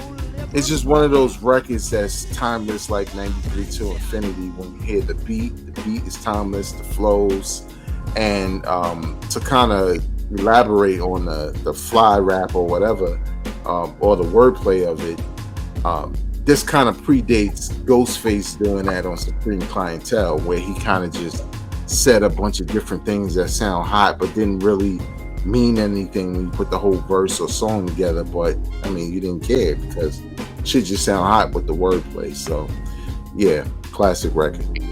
All right, dope. Man, what's your last four, bro? I got Shimmy Shimmy Ya by ODB. Good one. Good one. Just, there had to be some representation for him in there. One, because of Wu-Tang, and two, that solo album specifically was like the wild card in that deck. Like, it didn't sound like anything else that was out. He was like, ODB himself is such a character, and when you put him up against that RZA production, you get, like, there's never been an album like that before it, and there's never going to be an album like that after. Even Please, after that, like, was not the album. There's great stuff on it, for sure, but it is not front to back the album that his debut was, Return to the 76 Chambers. Like, it's just not. Like, there's got to be representation for ODB in there. The next one, Nas, The World Is Yours. They've already said before, like, some things just sound like New York. Nas sounds like New York. And especially at that time, him sort of being presented and accepted as the next big thing in New York. And then, you know, the rivalry of Jay-Z after that. Like, it was all set off by that first album, all set off by you know, just Nas's impact in those first couple of years, and The World Is Yours is one of the crown jewels in his early catalog. Next, I got Unity by Queen Latifah. A good representation for the ladies in there. Not only that, but just Queen Latifah herself. Again, I think sometimes falls into the LL camp where a certain generation, they think of her as an actress. Oh, she's in these funny comedies. Maybe she was in Chicago. She win the Oscar for Chicago, or she was at least nominated. She was nominated. So they think of her in a different light. But if you go back, like, she was talking about some real shit, and she was doing it in a way where she stood up to the chauvinism in rap, but in a way that was honest. It wasn't being preachy. It wasn't like, hey guys, we gotta stop, talking down to women and doing this and that. It was like, hey, like, you can, like, that track, she's talking about, like, hey, look, we can fuck around. Like, you wanna, we're friends. You wanna joke around. You wanna call each other a bitch and hoe and all this. But don't you dare actually say it to me, like, and mean it. Don't you dare put your hand on me. Like, don't talk to me in jest. Don't talk to me like, I'm not one of your boys. Like, she laid it down. And for that, I think she needs to get a lot of credit. And then my last pick, no MC at all, because it's, I'm picking the album, but I had to pick a track. Changeling by DJ Shadow, 1996, off Introducing, the very first hip-hop album to be comprised of just samples. And I think that needs to be, if you're doing the Smithsonian thing, that's something that needs to be pointed out. That needs to be in there. And then the influence of that record in general, with the rise of, again, not so much mainstream, but again, you had these more independent acts like the J Dillas of the world, the Mad Libs of the world, RJD, these producers that would come right after that, half of the albums they made, if not more, were just these instrumental albums that either you knew about or you didn't, or you knew someone who turned you on to it. So, like, I don't think you would get something like J Dilla's Donuts without DJ Shadow sort of proving that would be a viable option in the marketplace. All right, dope. Kel, what you got for your last four, bro? All right, so some of you already said Check the Rhyme. That's right. I think they've been talking on the net that Atlanta was the first week to have jerseys in their videos and stuff like that. Fife, I think, is the first person I remember seeing wearing a jersey. Nah, what it was Killer Mike was saying that Big Boy is the person who set off the jersey phenomenon of the early 2000s. So he was the first to have one in the video, but he was saying, like, the whole Mitchell and Ness fad, where everybody was coming to Mitchell and Ness. There was a point in time when Mitchell and Ness had to be making up. They were like drug dealers. Them niggas had to be making $2 million a day in jersey sales. So he wasn't saying he was the first to wear a jersey. He was just saying he set off that era of jerseys. Fife always rocked a jersey, but it didn't influence other people to start rocking jerseys like that. That's what I'm saying. Okay, that makes sense. That clarifies. New York State of Mind. Many said it already too as well. Quintessential New York record. I think that Razcat said that it's the most perfect. He was like, it's the most perfect song lyric for lyric in history. I mean, that could be argued, but I mean, it's dope record, obviously. I got Come Clean, like most of you said. That's probably might be in my top 5 beats ever. Just love the song. And then I got Jay-Z, Dead Presidents. To me, that's this coming out record for me. As far as, like, obviously you heard of it, Wyatt Sophie and Original Flavor and stuff like that. But the Dead Presidents is like the re-entry to me of him as a big time artist. I always wondered why they didn't put the original Dead Presidents on Reasonable Doubt, and they put the second version. Yeah. Too, right. The second version is cool, but I just think that first version was just perfect. You know what I mean? So I always wondered why they didn't put that on there. Eddie, what's your last four, bro? All right. I gotta go with the Lost Boys, Lex Coupes, Beamers, and Benz. Yo, like, I was on my list. Man, yeah, I'm actually shocked the Lost Boys did not make your list. Right, I was about to say. I had it there. I was like, let Let me. I appreciate it. I appreciate it. I appreciate Now, it. you know, like what was dope about the Lost Boys is that, like, you think of everything that came out like 95, right? 95, the Infamous came out, and Cuban Links, whatever.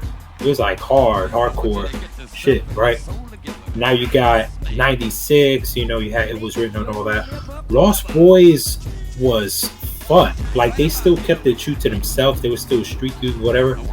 But their music, it was bouncy, it was fun. Like, Mr. Cheeks had this unique flow, his rhyming style, almost a little bit sing-songy, but not quite. Like, it was just dope. And obviously, like Scoops Bemis Benz just being the anthem it is, just crazy. I'm not sure if anyone already mentioned this, but F the Police by gosh, I'm having a fucking brain fart. Yeah, NWA. That's 88. That's 88. That's 88. Oh, I'm sorry, man. I'm bugging. That's not the. It's all good, my man. bad. Shit. I'm All right, happy shit. with myself, bro. My bad. All right. Yo, I Eddie, like, rap is the light. Rap is the light. I'm bugging. Yeah. Can't you feel it? The Fat Boys. All right, let me go with Missy Elliott, The Rain. Now, love it or hate it, like, she changed everything with that joint. Like, very, very different from anything else that was out. You know what I'm saying? Unique style. Like I said, like, she was rapping, but she was kind of like melodically, like, the way she was kind of bending the beat to her own will. You know what I'm saying? Like, because who else could rap on a beat like that the way she did? You know? But yeah, super dope. And then, you know, like the ad-lib parts, like the beat, who got the keys to the G? You know, so real crazy. Going with the Fugees, Ready or Not. Obviously, you know, the song that took off on that album was Killing Me Softly as over R&B joint. But if you know, when I look at that album, it's Ready or Not. You know what I'm saying? Like, Lauren in her bag, you know, the beat crazy, you know, Wyclef, and, you know, Praz was in the group, you know. Wyclef did his thing, Lauren did her thing, and Praz was in the group. Hey, we're gonna give Praz, man. Praz has one of the dopest lines in hip hop history, in my opinion. Too many MCs, not enough mics. To me, that's a t-shirt right there. Now, if that's all he could give you, God damn it, that's enough. Man. That's all he could do. We gotta get. Come on, JR. That's a dope line, man.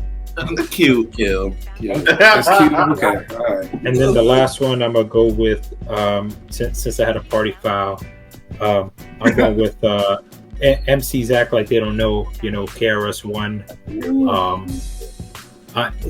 And you look at, like, when he started in the 80s, you know, to have a banger like that in the 90s, you know, that could compete with everything else that was coming out of time. That was, what, 93? Or it was like 94. 94, 95-ish.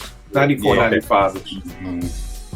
Yeah, so, I mean, it's just crazy to kind of have that staying power and not sound like, you know, come out of the 80s, not sounding like the 80s, sounding current, like team up with DJ Premier, you know, just going crazy on a Premier beat.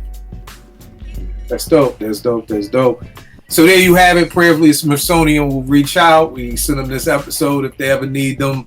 Top 20 songs from the 90s. We will be going back in time. I don't know why I started in the 90s and not the 80s, because we definitely got to show the 80s some love, because half these niggas on the internet act like hip-hop. It started with Illmatic, so we need to school them a little bit more. Then please tell them where they can get at you, what you're working on, everything like that. Yeah, like I said at the top, it's the Substack is the big thing. So go there right now before you forget. vinforte.substack.com. Go put in your email, subscribe for free. It's the best way to help support my work, because then you get all the articles in your inbox when they go live. If you want to follow me on social media, Twitter @MightyVin, and over on Instagram @VinForteNYC. All right, no doubt. Cal, where can they get at you, man? Kelvin Davis on Twitter, at Big Kelvin Instagram. All right, Eddie, where can they get at you, bro? This my Twitter is right there at EddieD80. I'm on Instagram, freestyles. I don't promote my other one because it's locked, but you know, Eddie got shit is locked. What happened? No, it's private. I meant. That's what I meant. Okay. The other one is more private, but it's Eddie got soul. And I'm on TikTok too, just posting music and shit. But I can't remember my handle, but I'll post it. All right, JR, where can they get at you in the R&B rap? Well, with this new episode, this will be out. New episode. We did. We talked to what's his name, Edward from Stereo and Soul and Stereo, and we talked about the Wait to Excel project, which is dope. So that was a really, really dope episode. It's some songs that we didn't like. There's some songs that he didn't like, but in all, it was a dope episode because this is like season 7 for us for Catch That. So that's a big deal. So question: how do you do your seasons? Like, is it like do you like we do like so many Catch That minis, but we kind of go up to maybe 11 episode of the regular Catch That's, and we do that, and then we'll start a new season. So that's why we're on 7, because we on like 89 episodes of Catch That, but then we're over like 65 of Catch That minis. So that's that. I was just wondering because when I'm posting these, they be like, "What season?" I'm like, "Nigga, 1." Like I'm 158 season 1. I'm like, all right, when do I go to season 2?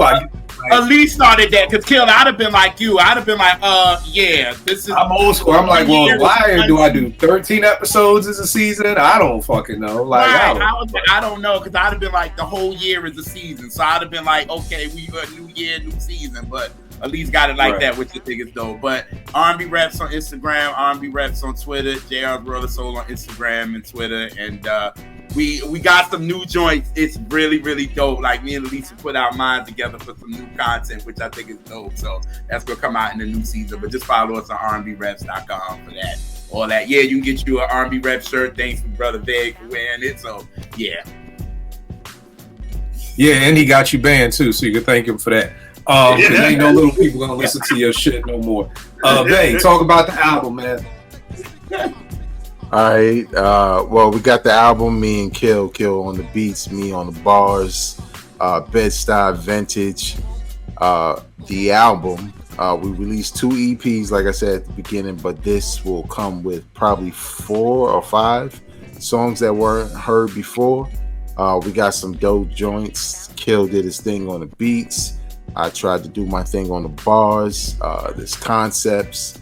Everything you would want from a straight up hip hop album, as far as concepts, beats, bars, nostalgia, relatable lyrics, everything in between. Like mentioned earlier with the, I think Vin mentioned it earlier about the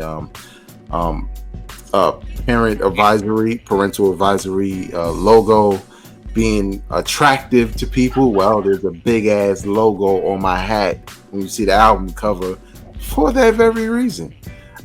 Because you shouldn't be listening to this, kids. Even my kids don't listen to this.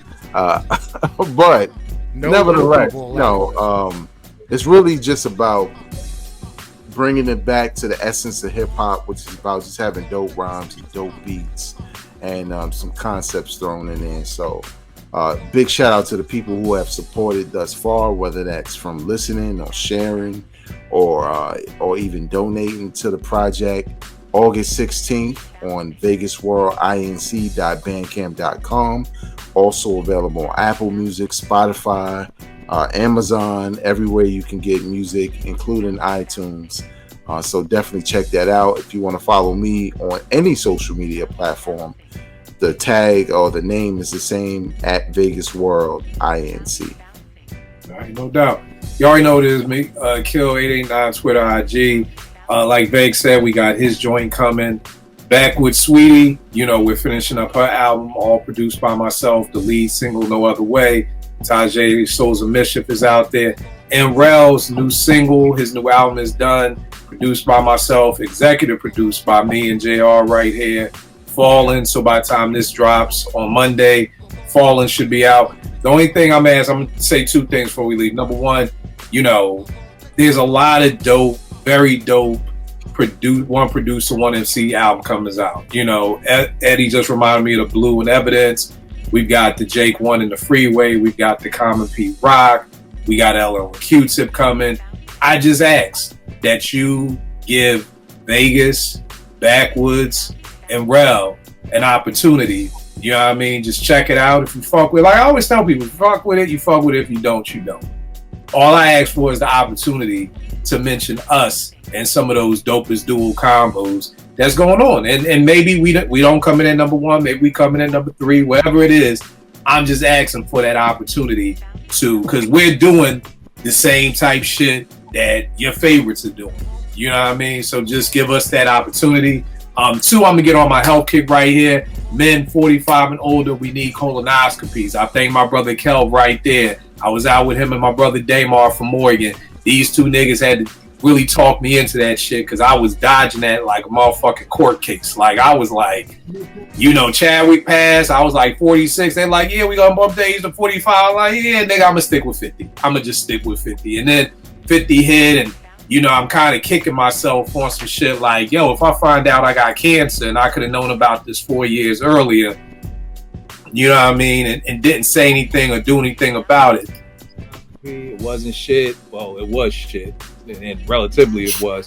But the whole point of it being was I was trying to duck that joint, and when I talked about it on Twitter, a lot of people was like, all right, OG, if you did it, I'm going to do it. So, again, it's just something to really stay on top of your health for.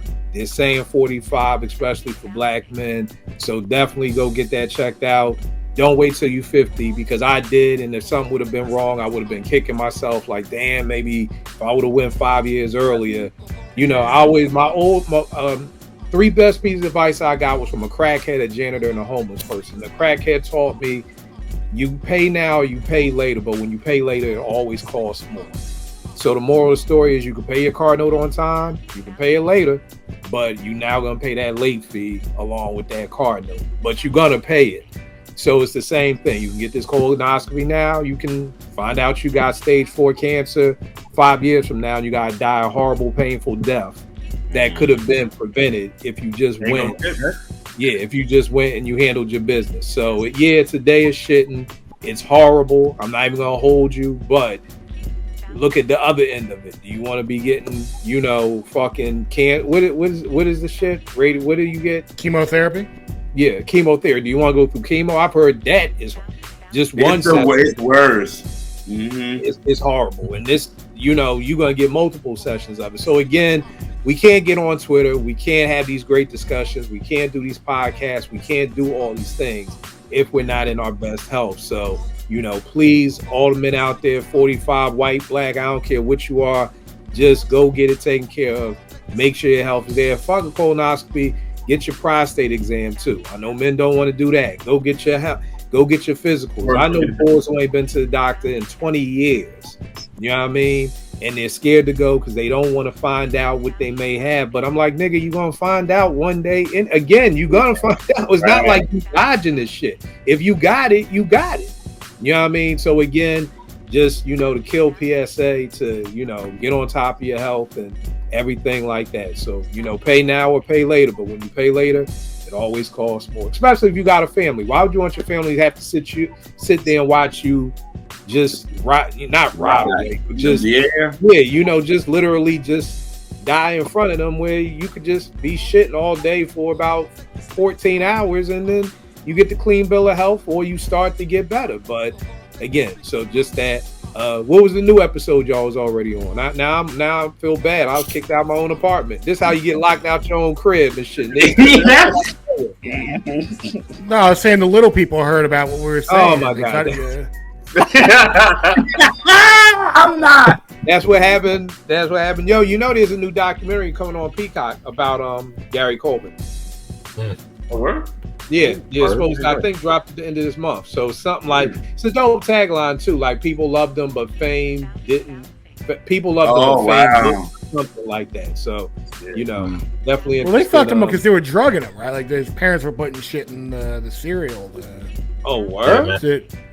Yeah, wasn't that the case to keep him looking like a kid so he can get more child? I didn't hear that.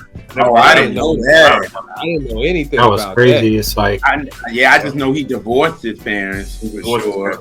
Right. it's great. Like the more you hear about these childhood actors, man. And there was the childhood. Emancipation. There's a documentary on that one on childhood actors, right? Yep. No, there was the Nickelodeon documentary recently. Yeah. Oh, right. That's yeah. Right, crazy shit. All right, good peoples. I will check y'all next week, man. Peace. Peace. All right.